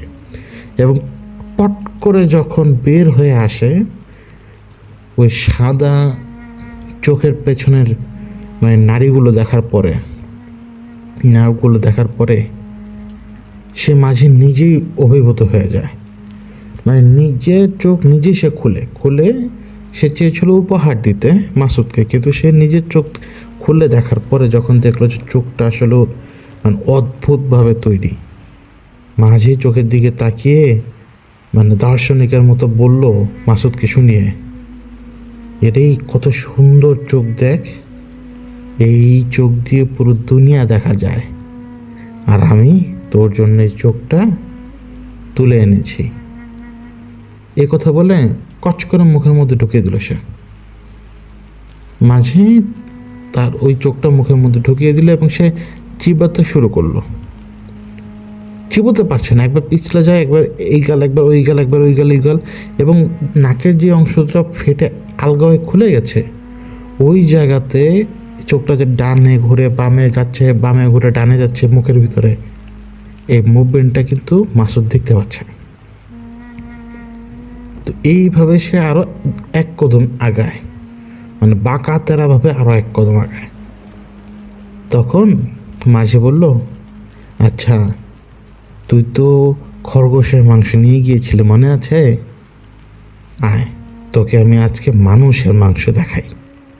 এ কথা বলে নিজের হাতে নিজের চামড়া খুঁড়তে লাগলো, কারণ আমাদের হাত দিয়ে তো আমরা চামড়া খুঁড়তে পারবো না। তো মাঝি ওই রক্তাক্ত অবস্থায় সে নিজের চামড়া নিজে খোঁটার চেষ্টা করলো, কিন্তু পারছে না। তো সে অস্থির হয়ে গেছে, সে কীভাবে করবে এটা, সে নিজে কীভাবে নিজের চামড়া ছিঁড়বে, কীভাবে নিজের শরীর থেকে মাংস আলাদা করবে। সে আশপাশে খুঁজছে এবং ওই ঘরে টেবিলের উপরে সেটা কলম দেখতে পায়। ওই কলমটা নিয়ে সে সোজা নিজের উরুর মধ্যে গেঁথে ফেলে এবং টান দেয়। কাজ হচ্ছে না, কিন্তু তারপরও জোর দিয়ে টান দেয়, এবং টান দেওয়ার সময় মাসুদের দিকে তাকিয়ে হাসছিল আর বলছিল, কি রে মাসুদ, তুই ভয় পাস? আরে আমি তোর ওস্তাদ, তোকে আজকে বিদ্যা শেখাবো, তো দাঁড়া। তো নিজের উরুটা ফাড়ে কলম দিয়ে, এবং ওই কলমের মানে আগাটা পর্যন্ত মনে হচ্ছে যে ভোঁতা, মানে এরকম ভোঁতা জিনিস দিয়ে যখন এটা করার চেষ্টা করে, দেখতে এবং শুনতে বিশ্রী লাগে। মাসুদ থতমত করে কাঁপছে, তার মুখ দিয়ে কোনো কিছু আসছে না। তার মনে হচ্ছে কলিজাটা হাঁপড় দিয়ে মুখ দিয়ে বের হয়ে আসবে। এমন সময় মাসুদ টের পায় যে কেউ তার পিঠের পিছনে হাত রেখেছে, ঠিক তার ডান কাঁধে। তখন মাসুদ দেখে মাঝি ওর দিকে এমনভাবে তাকিয়েছে যে মাঝিরই পরিচিত কেউ মাসুদের পিছনে এসে দাঁড়িয়ে মাসুদের পিঠে হাত রেখেছে। তো মাঝি সেদিকে একবার তাকিয়ে আবার নিজের কাজে মন দিল, এবং কয়েক সেকেন্ডের মধ্যে সে উরুর কয়েক ফলে মাংস বের করে ফেললো ওই ভোঁতা কলম দিয়ে, এবং বের করেই সে বিজয়ীর মতো বাম হাত দিয়ে সে মাংসর টুকরো হাওয়াতে দুলিয়ে বলছিল, দেখ দেখ দেখ দেখ দেখ, আমি তোর জন্য কি এনেছি, দেখ মানুষের মাংস। তুই দেওকে খাইয়েছিলি না? দেও তোর জন্য এসেছে, তো আয়। এবার সে উঠে দাঁড়ায়, ওই মাঝি উঠে দাঁড়ায়। সে এবার মাসুদের কাছে যায় এবং যেতে যেতে বলে যে, আয় তোকে আজকে মানুষের মাংসের স্বাদ দিই, আর এই মানুষের মাংস তুই খেয়ে তুইও দেও হয়ে যাবি। এরপরে তুই পাবি বিশাল শক্তি, কিন্তু তোর নেশা পেয়ে বসবে মানুষের মাংস খাওয়ার। তো এই কথা বলে মাঝি যখন তার একদম কাছে চলে আসছে এবং তার ডান হাত দিয়ে ওই মাসুদ তো জড় বস্তু পাথর হয়ে গেছে রীতিমতো, ডান হাত দিয়ে ওর মুখ খুলে বাম হাত দিয়ে ওর মুখের মধ্যে ঢুকিয়ে দিয়েছে। মানে মাসুদ কি করবে বুঝতে পারছে না, কিন্তু মাসুদের মুখ ধরে ওরা গেলানোর চেষ্টা করছে, এবং মাঝি অদ্ভুতভাবে ওর উপরে চড়ে ওই বিভৎস মুখ, যে নাকের নিচের অংশটা ফেটে গেছে, ভিতরে দেখা যাচ্ছে সব, মানে ওই বিভৎস মুখে সে মাংসটা গেলানোর চেষ্টা করছে। এবং এইভাবেই সে দাপাচ্ছিল বিছানার মধ্যে, এবং তার দাপানিতে রাতের বেলা কেউ টের পায় যে যেই ঘরের মধ্যে মাসুদ আছে ওই ঘরের ভিতরে চৌকিটা মানে শব্দ করছে অনেক। এখন ডাকে যখন সাড়া দিল না, তো তারা যখন ঢুকে দেখলো যে মাসুদের খিঁচুনি চলে আসছে বিছানার মধ্যে। সে খিঁচুনিতে তারই অবস্থা খারাপ, এবং তার মুখ দিয়ে ফেনা পর্যন্ত চলে এসেছে। মাসুদের গায়ে প্রচণ্ড জ্বর পায় তারা। তো মাসুদকে নিয়ে ট্রিটমেন্ট করাতে যায় এবং ট্রিটমেন্টের এক পর্যায়ে ডাক্তাররা বললো যে টেম্পারেচার যদি নিচে না নামান ওর অবস্থা খুব খারাপ হয়ে যাবে, ওকে বাঁচানো যাবে না। ওর টেম্পারেচার ধীরে ধীরে বাড়ছিল এবং এটা অস্বাভাবিক একদম। তখন তারা করলো কি, তারা ওই মাসুদকে বরফ ঠান্ডা পানিতে মানে ভেজালো, ভালো মতো ভেজালো, তার বডির টেম্পারেচার নিচে নামালো। এই ঘটনা সবাই তো জানে যে মাসুদের খিঁচুনি উঠেছে, কিন্তু মাসুদের যখন হুঁশ ফেরে অ্যাকচুয়ালি মাসুদ নিজেকে কিন্তু হাসপাতালেই পায় এবং তার সাথে কিন্তু ঘটনা ঘটেছে সেই দিন রাতে, কিন্তু মাঝখান দিয়ে 2 দিন চলে গেছে। এই 2টো দিনের মতো সময় সে একটা স্বপ্ন দেখেই কাটিয়েছে। এই যতটুকু স্বপ্নের বর্ণনা এটা দেখেই সে কাটিয়েছে। এবং যখন সে ঘুম থেকে উঠে তখন তার মুখে গরুর মাংসের কাঁচা গন্ধ লেগেছিল এবং এটা অনেক সময় ব্যাকটেরিয়ার কারণে হতে পারে। যদি কেউ বেহুশ থাকে বা মুখ নড়াচড়া না করে, তো মুখের ব্যাকটেরিয়া এই ঘটনা ঘটাতে পারে, মানে এরকম স্মেল করতেই পারে। এখন মাসুদ কাকে বলবে? মাসুদের কেউ ছিল না।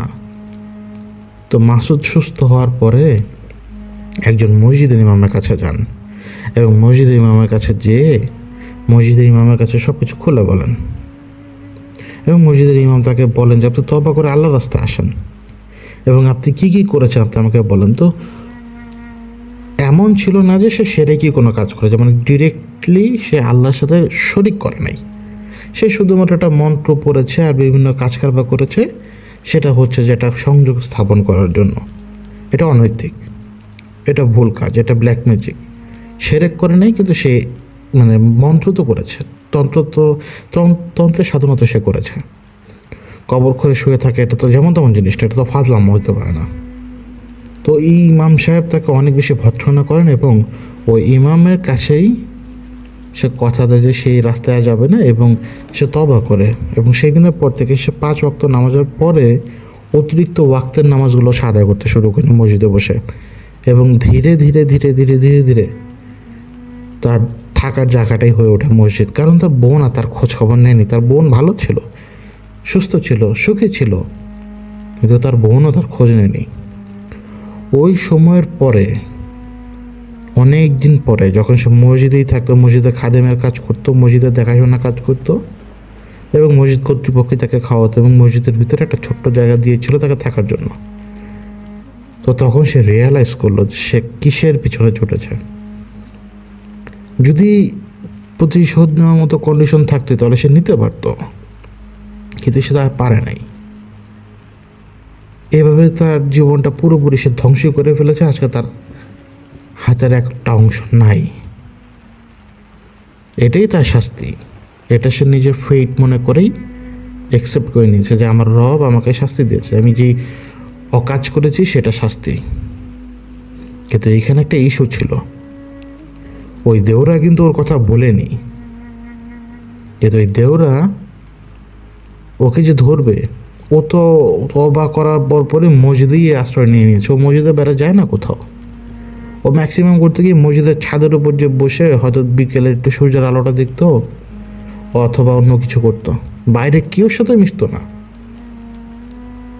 তো কয়েকটা বছর সে পুরো মসজিদেই কাটায় এবং মাসুদের কথা হচ্ছে এইটা যে কয়েক বছরে মসজিদের কাজ হয়েছে অনেক। মসজিদ বাইরে থেকে দেখতে কীরকম এটা মাসুদ জানতো না। ঈদে কোনো ছুটি নেই, কোনো কোরবানি মানে কোনো ছুটি তার ছিল না। সে এইখানেই, এইটাই এখন তার ঘর। সে তার বিয়ে শাদী করেনি। বেশ কয়েক জায়গা থেকে 2-1টা প্রস্তাব এসেছিল, কিন্তু মাসুদ না করে দিয়েছিল। কারণ মাসুদ হিসাব করে নিয়েছে যে এখন সংসারী হয়ে সে এই এক হাত ছাড়া কী করবে সে। তো একবার পেটের অসুখ হয় মাসুদের। পেটের অসুখ হওয়ার কারণে মাসুদকে অনেক বছর পরে মসজিদ বা এরকম পবিত্র সীমানার বাইরে নিয়ে আসা হয় এবং মাসুদকে হসপিটালে নিয়ে যাওয়া হয়। এই ঘটনা যখন আমি আপনাকে বলছি যে হসপিটালের ঘটনা, এটা হচ্ছে 2019 সালের মাঝামাঝি একটা সময়ের কথা। তখনই মাসুদের সাথে কিন্তু আমার পরিচয়, কিন্তু আমি জানতাম না যে মাসুদ এই কাজ করেছে। বিভিন্ন লোকের সাথে আমার পরিচয় ছিল, আমি জানতামই না যে মাসুদ এই কাজ করেছে, এবং মাসুদ কখনো আমাকে নিজ থেকে ওই সমস্ত কথা বলেনি। এবং আমি একটা জিনিস খেয়াল করেছি যে মাসুদ ভাই দরকার ছাড়া কথাও বলতো না, পাশে বসে থাকতো, কেমন আছি সব কিছু সে জানতো আমি কীরকম, কিন্তু অনেক মানুষ অনেক প্রশ্ন করে, সে একটা টু শব্দ পর্যন্ত করতো না। কিন্তু এটা তো আমি এখন জানবো না, আমি জানবো যে পরে। মসজিদের সীমানা থেকে সে যখন বের হয় তখনই ওই দেওরা অনুভব করে যে এখন তাদের শিকার, তাদের ওই শিকারের যে সেফটি এরিয়া, সেই সেফটি এরিয়ার বাইরে চলে গেছে। তো ওরা পিছু নেয়, অসুস্থ শরীর, ট্রিটমেন্ট চলছে, ওই হাতে ক্যানুলা থাকে, স্যালাইন পুশ হচ্ছে, রাতের বেলা অন্ধকার, হালকা আলো জ্বলছে এবং ওয়ার্ডে আলো জ্বলে, কিন্তু এত বেশিও না যাতে ঘুমোতে সমস্যা না হয়, এবং তার সাথে কেউ ছিল না। আর মাসুদকে ডাইপার পরানো হয়েছিল, কারণ ওর ডায়রিয়াটা ছিল মানে বিস্ফোরণের মতো, এটা এক সেকেন্ডও সে ঠেকাতে পারতো না, এবং ঠেকানোর মতো কোনো কন্ডিশন ছিল না। ওই শরীর থেকেই পানি বের হয়ে যাচ্ছে ডিরেক্টলি, এরকম একটা ভয়ঙ্কর কন্ডিশন। তো ক্লান্তিতে সে শুয়ে আছে, তার হাতের মধ্যে ক্যানোলা, ওই জায়গাটা কেমন যেন তার ঠান্ডা লাগতে লাগে। হঠাৎ করে সে অনুভব করে যে মানে হাত কেমন যেন ঠান্ডা হয়ে আসছে। তো হাতে ঠান্ডা অনুভূতি হওয়াতে সে চোখ খুলে তাকায়। মাসুদ যখন চোখ খুলে তাকায় তখন সে দেখতে পায় অন্ধকারের মতো কিছু, একটা পাহাড়ের মতো কোনো কিছু, যার কারণে সে সামনে কী হচ্ছে দেখতে পাচ্ছে না। কিন্তু ডান দিকে একটু বোঝা যায়, বাম দিকে একটু বোঝা যায়, যদি একটা বেড কিন্তু আছে সেটা বোঝা যায়। তো মাসুদ যখন ভালো করে তাকালো, মাসুদ দেখতে পায় এত বছর আগে যে সেই এন্টিটি দেখেছিল, যাকে সে দেখেছে যে ঘুষি মারতে মাছে গিয়ে, সেই এন্টিটি তার উপরে চড়ে বসে আছে, তার উপরে এমনভাবে চড়ে বসে আছে যে সে নড়াচড়া করতে পারছে না। এবং ওই এন্টিটি মাসুদের হাতের মধ্যে মুখ দিয়ে কি যেন করছে, এটা বোঝা যাচ্ছে যে তার রক্তটা চষে নিচ্ছে। এবং মাসুদ জেগে যাওয়ার সাথে সাথেই এন্টিটি মাসুদের দিকে তাকায়, এবং মাসুদের দিকে তাকানোর পরে সেই এন্টিটি বমি করার চেষ্টা করতে শুরু করে। ওর মুখটা বড়, অনেক ফুটবলের মতো সাইজ, ওর মুখটা হা করার সাথে সাথে ছোট বাচ্চার মাথার মতো হয়ে যায়, এতটুকু হা তার মুখের। সে হা করে মানে কুকুর বিড়াল যেভাবে বমি করার চেষ্টা করে এভাবে বমি করার চেষ্টা করছে ওর মুখের উপরে, এবং কয়েকটা লালা জাতীয় কিছু জিনিস পড়ার পরে ওর মুখ দিয়ে বের হয়ে আসে কি জানো, এবং সেটা সরাসরি ওর মুখের উপরে এসে পড়ে। তো কীভাবে যেন মাসুদ সম্পূর্ণভাবে বুঝতে পারে যে এটা সে মাঝের মাথার নাকের যে অংশটা ভাঙা ছিল ওই অংশের একটা অংশ, কারণ চোখটা তখনও বোঝা যাচ্ছে, চোখ বন্ধ তখনও বোঝা যাচ্ছে। মানে মানুষটাকে চেনা যায় না, মানুষের তো অঙ্গ চেনা যায় না, মানুষের অঙ্গ দেখলে চেনা যায়। এখন সে চিৎকার করতে পারছে না, কিন্তু তার মুখ দিয়ে শব্দ আসছে না, হচ্ছে এরকম। তো ওই এন্টিটিকে সে দেখলো মানে হি হি করে হাসছে, আর ওর দিকে তাকিয়ে মানে এরকম করছে। কিছুক্ষণ পরে ওর যখন একদম বাইরে থেকে এসে যখন একজন ওকে স্পর্শ করে, কারণ এসে দেখছে যে ওর খিচুনি উঠে গেছে, বাইরে থেকে এসে যখন একজন স্পর্শ করে ও সাথে সাথে দেখতে পায় যে একটা লোক এসে যখন ওকে স্পর্শ করেছে, দিয়ে ওটা লাফ দিয়ে ওই লোকের উপর দিয়ে দরজা দিয়ে মেডিকেলের ভেতর ঢুকে গেছে, মানে ওয়ার্ডের ভেতর দিয়ে ঢুকে গেছে।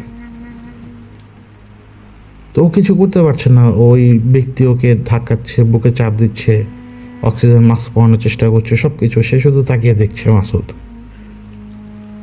তো মাসুদ ঠিক হওয়ার পরে, ওই দিনে কিছু হয়নি, তো মাসুদ সুস্থ হওয়ার পরে মাসুদ আমাকে একদিন বললো, মসজিদে নামাজের পরে, আসরে নামাজের পরে আমাকে পায়, তো বললো যে ভাইয়া একটু দাঁড়ান, আপনার সাথে একটু কথা আছে। তাই আমি বলতাম যে ভাই আপনি আমার সাথে বয়সে বড়, আপনি আমাকে তুপু করে বলবেন।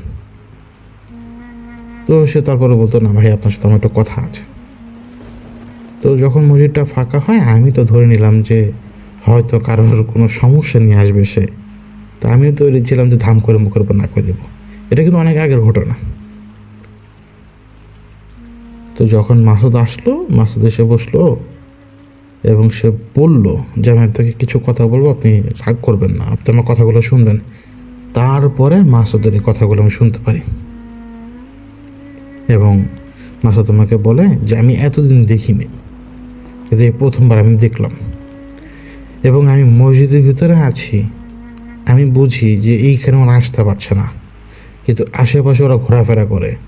কারণ আমি মসজিদের দুইতলা জানালা দাঁড়িয়ে আমি দেখেছি ভাই যে এদিকে রাস্তা আছে, রাস্তার উপরে নতুন বাড়ি তুলছে, নতুন বাড়ির মধ্যে ওরা সিঁড়ির মধ্যে লাফালাফি করে, সামনে এসে লাফালাফি করে, বড় মানুষের মতো ওরা লাফালাফি করে আমাকে দেখে কয়েকজনের জায়গায়। তো আমি আসলে কী করবো, আমাকে একটু বলুন। তো আমি তাকে বললাম যে এত বড় ব্যাপার আপনি এটা সামনে রেখেছেন কীভাবে এতদিন? তো মাসুদ বলল যে দেখেন ভাই, বাবা গেল, মা গেল, যে বোনকে এত কষ্ট করে বিয়ে দিলাম সেই বোনও ভুলে গেছে, তো এই দুঃখ যখন চাপতে পারি তো এটা তো কিছুই না ভাই। তখন আমি মাসুদের এই কথাটাকে আমলে নিলাম আর আমি বললাম যে ঠিক আছে, আমি দেখতেছি ভাই কী করা যায় এদেরকে, যদি সম্ভব হয় আমি ওনার দ্বারা এদেরকে এখান থেকে সরিয়ে দেবো, আর যদি সম্ভব নাও হয় আপনি তো জানেনই আপনি সেফ কীভাবে থাকবেন, আপনার তো মসজিদের বাইরে যাওয়ার দরকারও নেই। তারপরও আমি ওনাকে আশ্বস্ত করলাম যে দেখি না কী করা যায়। তো আমি আমির সাহেবের সাথে কথা বললাম। তো আমির সাহেবের সাথে কথা বলার পরে আমির সাহেব আমাকে কনফার্ম করলেন যে হ্যাঁ, যা বলেছে সত্য বলেছে, আর ওইখান থেকেই ওর পিছু লেগেছে। তো আমি আমির সাহেবকে জিজ্ঞেস করেছিলাম যে কোনোভাবে কি জানা যায় যে মাঝে কি বেঁচে আছে কি নাই? তো আমির সাহেব আমাকে বললেন এটা তো আসলে আন্দাজ করাই যায় যে বেঁচে থাকার কথা না, কারণ ও যদি মেরে থাকে, মাসুদ যদি ওইভাবে মেরে থাকে তাহলে তো সে আঘাতপ্রাপ্ত হয়েছে, আর মাসুদকে না পেলে ওকে ধরবে, এটা খুবই স্বাভাবিক। তো আপাতত ধরে না যে সে নাই, সে মৃত, আর খোঁজ পেলে তো বলতে পারবো যে হ্যাঁ আছে, জীবিত আছে। তো আপাতত এইভাবে ধরে নাও যে সে নেই, এবং তোমাকে ওর যদি উপকার করতেই চাও তাহলে তোমাকে একটু বেশি পরিমাণ কষ্ট হবে। এখন ও তোমাকে কোনো রকম হেল্প করতে পারবে না, কিন্তু তোমাকে ঠিকই ওই দেওয়ের ঘাটে যেতে হবে। যেই ঘাটের থেকে সে দেও তুলে নিয়ে আসছে সেই ঘাটে যেয়ে ওদেরকে ওই ঘাট থেকেই সরিয়ে দিতে হবে।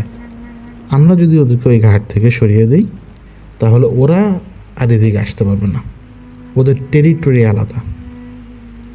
তো আমি বললাম যে আমি এত বড় রিস্ক নিয়ে নিব কোনো কারণ ছাড়াই, ও একটা কথা বললে আর আমি দূর দিয়ে চলে যাবো?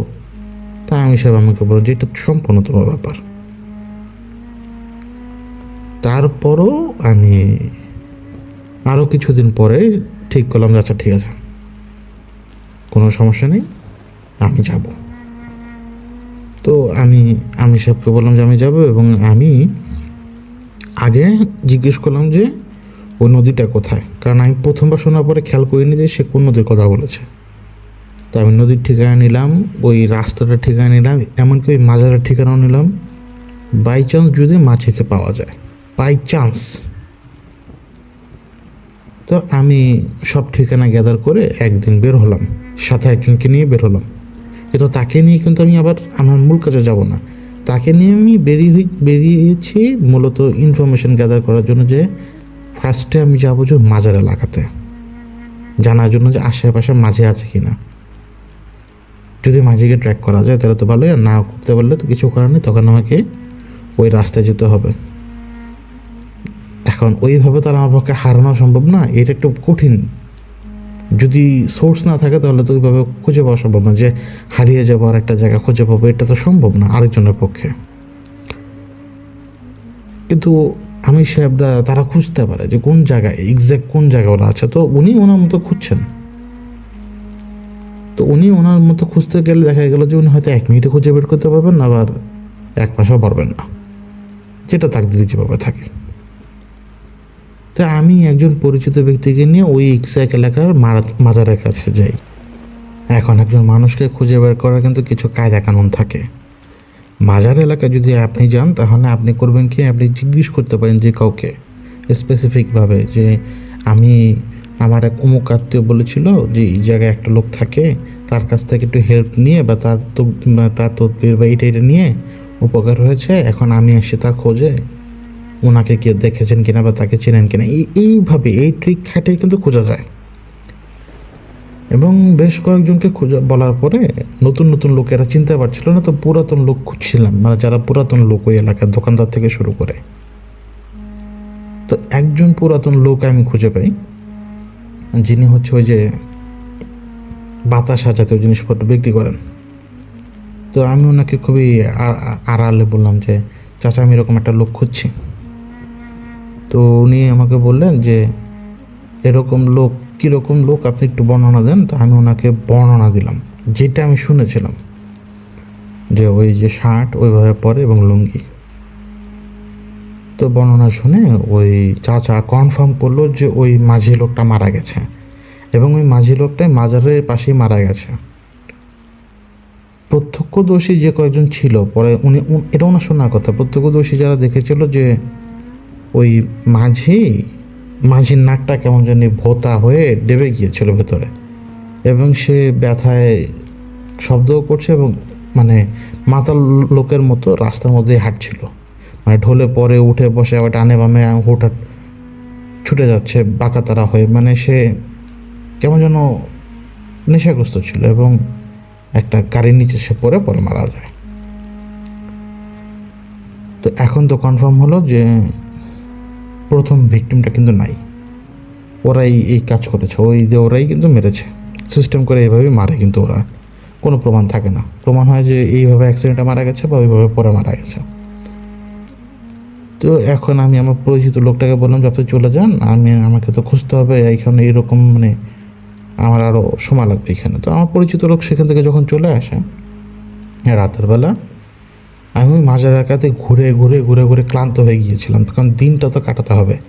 মাগরিবের পর আমি সাহেব আমাকে বললেন যে আমার কাছে এখন পর্যন্ত কোনো সোর্স নেই যে আমি এটা কোন জায়গা থেকে ম্যানেজ করব। তো উনি আমাকে বললেন যে তুমি চলে আসো। আর আমি করলাম কি,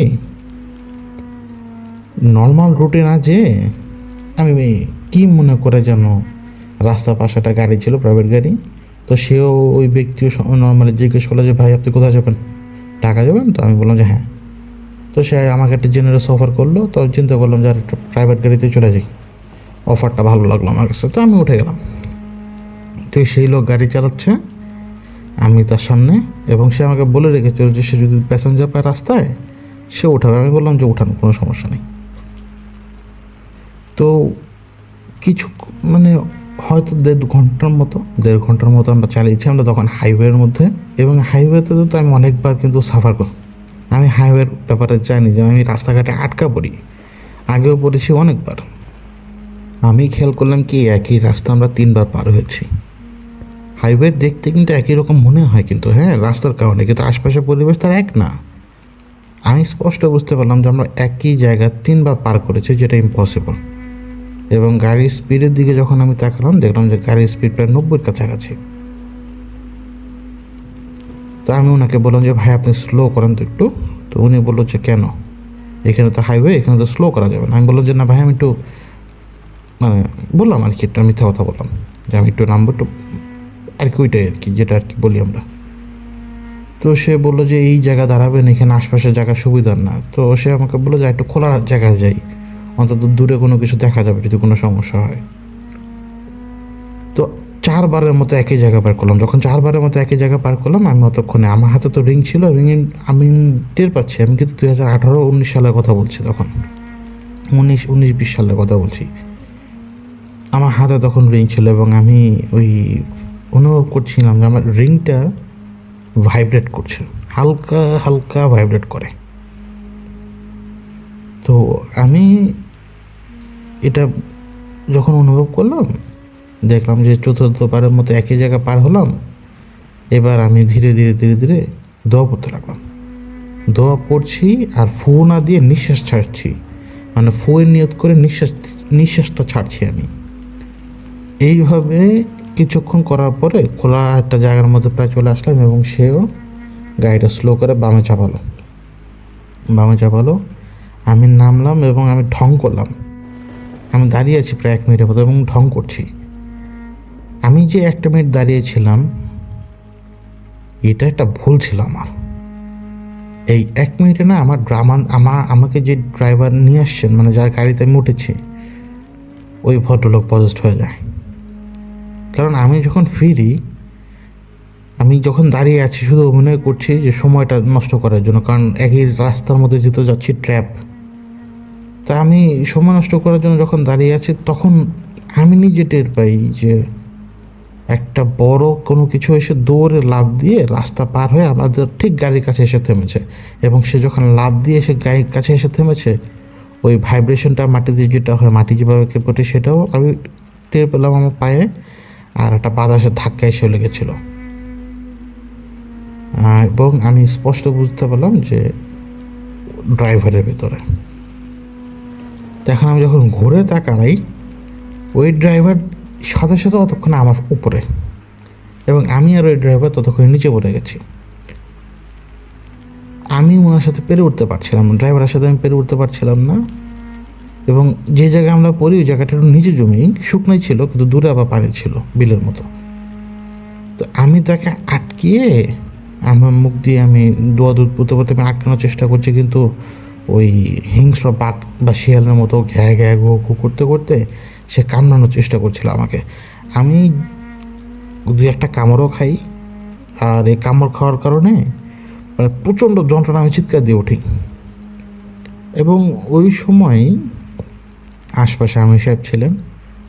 তিনি একটা জিনিস লক্ষ্য করতে পারেন যে আমাদের গাড়িটা যে রাস্তা দিয়ে আসবে, সেই গাড়ির সামনে উনি দেখেছিলেন যে, মানে ওই রাস্তার সামনেই, মানে সামনে যে রাস্তা পড়বে, আগে থেকেই ওরা একটা মায়াজাল পিছাচ্ছে। তো এই জন্য উনি আমাকে সাবধান করার জন্য চেষ্টা করছিলেন। কিন্তু অতক্ষণে যখন দেখলেন যে গাড়িটা মায়াজালের ভেতরে ঢুকে গেছে, এবং গাড়ি, আমি তো জানি গাড়ি সোজা যাচ্ছে, কিন্তু গাড়ি ওই জায়গায় থেমেছিল,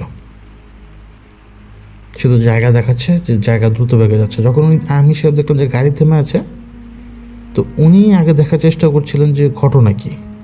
উনি জানতেন যে আমি ঠিক আছি, তো উনি দেখলেন যে আমি বের হয়ে সময় নষ্ট করছি। তো উনি, আমি সাহেব ধরে নিলেন যে আমি হয়তো পরিবেশটা ধরতে পেরেছি ঘটনা কি। কিন্তু যেই মোমেন্টে আমি সাহেব দেখলেন যে লাফিয়ে এসে ড্রাইভারের পেছনে এসে পড়লো এবং ড্রাইভারকে পজেস্ট করলো, আমি সাহেব এসে ছুটে এসে ধরতে পারেননি। ওনার সামনে তখন উনি দেখতে পান যে 3জন ওই আরও সেদিকে ছুটছে। তো উনি তখন করলেন কি, আগে ওই 3জনকে সামলান। 3জন যে ছিল, ওই 3জনকে তিনি আমাকে ভালো মতো সামলান। ওদেরকে ধরাশায়ী করার সময় কিন্তু উনি খেয়াল করেন যে আমি চিৎকার দিয়েছি, এবং উনি বুঝতে পারেন যে আমি আর পারছি না। উনি ছুটে আসেন এবার, এবং উনি এবার ছুটে এসেই আমি শুধু শুনলাম যে লোহা দিয়ে লোহার মতো বাড়ি মারলে যেরকম শব্দ, এরকম শব্দ। তো ড্রাইভার কুকুরের মতো শব্দ করতে করতে সে সরে গেল, সরে যেয়ে নিজের মাথার এক সাইড ধরে, মানে কুকুরের মতো কেমন যেন করছে। তো আমি আমার হাতে এবং এই ঘাড়ের কাছে কামড় খাই, 2 জায়গায় কামড় খাই। তো ওটা তো জানোয়ারের মতো কামড়, এবং স্বাভাবিকভাবেই আমার ওদিক থেকে রক্ত বের হয়ে আসছে। তো আমির সাহেব আমাকে বললেন যে তুমি ওকে ধরো। আমি ধরার চেষ্টা করলাম, কিন্তু আমি নড়াচড়া করতে পারছিলাম না, মানে পড়ে যাওয়ার কারণে ব্যথা পেয়েছিলাম, এবং ওই যে কামড় দেওয়ার কারণে আমি হাত আরও বেশি নাড়াতে পারছিলাম না। তারপরও আমি ড্রাইভারকে ধরি, আমি অনেক কষ্ট করে ড্রাইভারকে ধরি। ড্রাইভার কুকুরের মতো ঘ্যান করছে, কিন্তু আমি সাহেব করলেন কি, ওকে লাইনে নিয়ে আসলেন যাতে ও ঝামেলা না করতে পারে। এবং আমি ড্রাইভারের 2 হাত পেছন থেকে ধরে 2 পায়ের উপরে একটা লকের মতো করে ধরে বসে আছে, যে সে যাতে না ভাগতে পারে এখান থেকে। এবার আমির সাহেব ওর সামনে এসে দাঁড়িয়ে ওকে জিজ্ঞেস করে যে নাম বল। তো সে বললো যে আমার নাম রাঘব বোয়াল, কী করবি? নাম বললে কী করবি? তো সাথে সাথে একটা চড়ের শব্দ আসা বাতাসের ভেতর থেকে। তো আমি দেখলাম কি যে ড্রাইভার শুধু মাথাটা কাত করেছে, মানে চর খেয়েছে, কিন্তু চর মারতে দেখিনি কাউকে। তো এবার আবারও আমি সব জিজ্ঞেস করে নাম বল। তো এবার সে তার নাম বললো। নাম বলার পরে সে বললো তাহলে তুই ওই লোকটাকে মেরেছিলি? তখন এই দেও বলল হ্যাঁ। এবং এই দেওয়ার কাছ থেকে কিন্তু জানতে পারলাম যে ওদিন রাতে কী হয়েছিল। মাসুদ যখন মাঝিকে মারধর করে, মাঝির নাকটা ভালো মতো ভেঙে ডেবে যায় ভিতরে আর কি, এবং এটা একটা ভীষণ যন্ত্রণা ব্যথা। তো এই যন্ত্রণা ব্যথা তার মাথার মধ্যে যে আঘাত করে এবং তার মাথা ভার হয়ে আসে। যখন মাথা ভার হয়ে আসে, সে উঠে দাঁড়ায়। ওই সময়ই তার সামনে এসে দাঁড়ায় এই যে যাকে আমি ধরে রেখেছি, এই ড্রাইভারের উপর যে পজেস, সে এসে দাঁড়ায় এবং তাকে জিজ্ঞেস করে যে মাসুদ কই। কিন্তু ওই মাঝি কিন্তু মাসুদের ঠিকানা দেয়নি। মাঝি যখন দেখতে পায় যে তার সামনে সাক্ষাৎ দেওয়া সে হাজির, মাঝি কিন্তু ওই যন্ত্রণার মধ্যেও সে চেষ্টা করেছে যে নিজেকে প্রোটেক্ট করতে, কিন্তু সে নিজেকে প্রোটেক্ট করতে পারে নাই। ওই দেও মাঝিকে অনেক মারধর করে, ওইভাবে ফেলে এবং শরীর থেকে রক্ত যতটুকু পারে শুষে নেয়। তারপরও জিজ্ঞেস করে যে মাসুদ কই। কিন্তু মাঝি কোনো মতে মাসুদের ঠিকানা বা মাসুদের ফার্দার কোনো ইনফরমেশন দেয়নি। এবং যখন ওই মাঝিকে রেখে দেও ওই মেন দেও যে উঠে দাঁড়ায়, সে উঠে দাঁড়িয়ে সে দূরে তার যে চেলাপেলা আছে তাদেরকে ইশারা দেয়, ইশারা দিয়ে বোঝায় যে সামনে যদি কোনো বড় গাড়ি আসে সে বড় গাড়ির উপরে চড়ে যা। বড় গাড়ির উপরে চড়ে সেই বড় গাড়িকে দানব বানিয়ে ছুটে আয়। আমার শিকার আমি রাস্তায় নিয়ে যাব, আমার শিকারকে ছোবল দিয়ে সব কিছু কেড়ে নিয়ে ওই গাড়িকে ছেড়ে নেমে আয়। তো তারপরে এক্স্যাক্ট এটাই ঘটে। ওর চেলাপেলা একটা গাড়ির উপর চড়ে এবং গাড়ির স্পিড বাড়িয়ে দেয়, গাড়ির স্পিড কন্ট্রোলেই থাকে না। এবং এই মিন দেও করে কি জাদুর কারণে মারধর করে এবং ইশারা ইঙ্গিতে তাকে রাস্তা পর্যন্ত নিয়ে যায় এবং গাড়িতে সে চাপা পড়ে যায়। তারপরে এই দেও মাঝিকে মারার পরে মাসুদের পেছনে ছোটে এবং মাসুদকে খুব তাড়াতাড়ি ধরে ফেলতে পারে। মাসুদকে সে খুব ইজিলি ট্র্যাক করতে পারে, কিন্তু মাসুদের কাছাকাছি আসতে পারছিল না কোনো কারণে। তো যখন মাসুদের কাছাকাছি আসতে পারে, যখন মাসুদের হচ্ছে অপারেশন হয়, মাসুদের কাছাকাছি যখন আসতে পারে, তখন সে মাসুদকে মারার চেষ্টা করে ওই দিন রাত্রেবেলা, কিন্তু কোনো কারণে সেদিন রাত্রেবেলা মারতে পারেনি। তো সেদিন রাতে যেহেতু মারতে পারেনি, এরপরে আরও সে কয়েকবার চেষ্টা করেছে। এরপর মাসুদ সরাসরি মসজিদে চলে আসাতে সে কিছু করতে পারেনি। কিন্তু এখানেও ব্যাপার ছিল, মাসুদ যখন মসজিদে চলে আসে, এই দেওরা জানতো না যে মাসুদ কোথায় গেছে। এই কুকুরের মতো গন্ধ শুকতে শুকতে শুকতে শুকতে ওরা এসে এখানে দেখে যে একটা মুসলমানদের, এভাবে বলেছিল, মুসলমানদের মানে মসজিদে মাসুদ আশ্রয় নিয়েছে। তো এখন কিভাবে কি করবে? আশেপাশে ঘোরাফেরা করতো, কিন্তু বুঝতে দিত না যে আমরা এখানে আছি। শুধু অপেক্ষায় ছিল যে মাসুদ কখন রাস্তা পার হবে। তো যখন মাসুদ হাসপাতালে গেল, খুব সহজে মাসুদকে ট্র্যাক করতে পারে। কিন্তু ওই দিন ওই যে মুখ দিয়ে যে সে হাড়টা এসে পড়ে, মানে মাথার যে একটা অংশ, নাকের অংশ সহ, ওই দিন করে কি এই দেও, যখন প্রথম দিন মাঝি মারা গেলেন না, তার তো অবস্থা খারাপ ছিল, তো ওই হাড়ের অংশটা সে নিজের কাছে রেখে দিয়েছিল। মানে এটা ওদের যে কোনো একটা কিছু, মানে ওরা তাকে মেরেছে তার একটা কিছু রেখে দিয়ে দেখায় যে দেখ এটাকে মেরেছিলাম। তো ওই মাথার ওই অংশটুকু সে নিজের কাছে রেখেছিল এবং ওই অংশটা সে নিজের কাছে রেখে প্রতিজ্ঞা করেছিল যে মাসুদ করে মারবেই। এখন মাসুদ করে মারবে কেন, বা মাঝি করে এইভাবে মারলো কেন? মারলো এই কারণে, একে তো ওদের শান্তি ভঙ্গ করেছে, দ্বিতীয়ত ওদের অসম্মান করেছে, তৃতীয়ত ওদের অবজ্ঞা করেছে, চতুর্থ সে নিয়ম ভেঙেছে এবং পঞ্চম সে ভোগ দেয়নি। এই 5 কারণে এই দেও এইভাবে মাসুদের পিছনে লাগে এবং মাঝিকে তো তারা মেরেই ফেলে। তো আমির সাহেব বলেন ওর দিকে তাকিয়ে যে তুমি তো এত সহজে বলে ফেলে সব কিছু, তুমি কি একবার ভেবে দেখেছো যে একটু পরে তুমি বেঁচে থাকবে কি থাকবে না? তুমি যে কাজগুলো করলে এই কাজগুলো কি ঠিক ছিল? তো ওই দেও চেষ্টা করলো থুতু মারার আমির সাহেবের দিকে, কিন্তু আমির সাহেবের গায়ে সে থুতু যায়নি।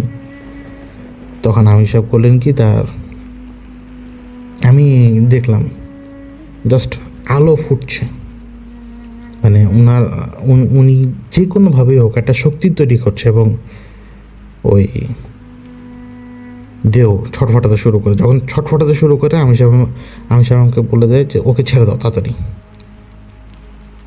তো আমি দেখতে পাই যে ওই ড্রাইভার পেশাব করে দিয়েছেন, ড্রাইভারের শরীর থেকে অজস্রভাবে পানি পড়ছে। প্রায় 3-4 মিনিট পরে ড্রাইভার যখন নিস্তেজ হয়ে পড়ে যাবে, ওই সময় আমি দেখি একটা কালো ছায়া পাশে সরে গেছে, দানবের মতো ছায়া, এবং ছায়া পাশে সরে যেতেই মানে রাস্তার দিকেও যেতে পারেনি, সে ধুলোর মতো ঝরে পড়ে গেছে। এরপর আমি আমির সাহেবকে জিজ্ঞেস করলাম যে এখন কি? তো উনি বললেন যে এই লোকটাকে যেভাবে পারো হোশে আনো, আর হোশে আসার পরে আধ ঘন্টার মধ্যে দেখবে যে সে ফিট হয়ে গেছে। সামনের দিকে তোমরা যদি যাও, সামনের দিকে একটা জেলা শহর পড়বে, ওইখানে তোমরা বিশ্রাম নাও। আপাতত 1.5-2 ঘন্টার মধ্যে মুভ করার দরকার নেই, এই লোকটাকে সুস্থ হতে দাও, নইলে আরও বিপদে পড়ে যাবে। দেখা যাবে যে গাড়ি চালাতে গিয়ে নিজেই কোথাও লাগিয়ে দেবে। এবং এটা কিন্তু খুবই কঠিন, যে আপনি যদি কেউ বেহুশ কাউকে যদি এইভাবে জাগান, তো কী হয়েছে সেটা এক্সপ্লেনেশন কীভাবে দিবেন, যে সে ছিল পরে সে নিচে কেন? যখন আমি ড্রাইভার ভাইটাকে চেষ্টা করি মানে হোশে আসলো, প্রথমে তো বুঝতে পারলো না, প্রথমে মনে করছে আমি তাকে মেরে ফেলার জন্য জায়গায় নিয়ে এসেছি, প্রথমে সেটাই ভাবছে। তো অনেকক্ষণ লাগলো, অনেক বোঝানোর পর সে শান্ত হলো, সে বুঝলো। এবং এই বোঝানোটা এত কঠিন, এক পর্যায়ে তো সে দৌড় দিয়ে পালানোর চেষ্টা করছিল, যে সে ধরে নিয়েছে আমি তাকে মারার জন্য তো কিছু করছি। তো তারপরে যখন সে শান্ত হলো, বুঝলো, তারপরে সে গাড়িতে ওঠার সময় সে গাড়ির ভিতরে ঢুকে বমি করে ফেলল একবার, এবং তার প্যান্ট পুরোপুরি ভিজা। তখন সে নিজের গায়ের গন্ধে সে অতিষ্ঠ হয়ে গেছে। তো ওই গাড়িতে থাকা অবস্থায় সে আমাকে বলল যে আমি যখন যে বললাম যে আমি বাথরুমে যাওয়ার কথা বলে দাঁড়িয়েছিলাম ওই জায়গায়, তো সেও বের হয়েছিল গাড়ি থেকে, এবং সে গাড়ি থেকে বের হয়ে গাড়ির সামনে দাঁড়িয়ে ছিল হেডলাইট বরাবর। তো তার ছায়াটা রাস্তার উপর পড়বে তখন। তো ওই ড্রাইভার অনুভব করে যে কেউ তার পিছনে দৌড় দিয়ে আসছে, সে যতক্ষণে পেছনের দিকে তাকাবে অতক্ষণেই ঠিকই তার পায়ের কাছে এসে থামে, এবং ড্রাইভার শুধু এটুকু দেখে যেটা বন্য মহিষের মতো কোনো কিছু, মানে পেছনের সাইড দেখে, পিঠের সাইড থেকে শুরু করে পেছনের সাইড, বন্য মহিষের মতো কোনো কিছু তার কোমরে বিশাল জোর একটা বাড়ি মেরেছে। এইটুকু সে দেখে। তারপরে এরকম সে দেখছে যে আমি তাকে ডাকছি। তো অনেক ঝামেলা করে, অনেক বিপদ আপদ পার করে, কারণ মানুষ যে কোনো সময় সে চাইলে যে কোনো জায়গায় নেমে বলতে পারে যে লোক আমাকে মারার জন্য, মেরে আমার গাড়ি নিয়ে যাওয়ার জন্য আমাকে নিচে নামিয়েছিল। তো আল্লাহর রহমতে এরকম কোনো ঘটনা ঘটেনি। আর আমির সাহেব আমাকে বলে দিয়েছেন সবগুলোকে খালাস করে দিয়েছি, সমস্যা নেই আর। তো এটাই ছিল ঘটনা, মাসুদ ভাইয়ের ঘটনাটা। আশা করি আপনাদের সবাই ভালো লেগেছে। আপনারা দোয়া করবেন, আপনারা আমাদের পাশে থাকবেন, লাইক, শেয়ার এবং সাবস্ক্রাইব করে আমাদের পাশে থাকবেন। আজ আমি বিদায় নিচ্ছি, আল্লাহ হাফেজ।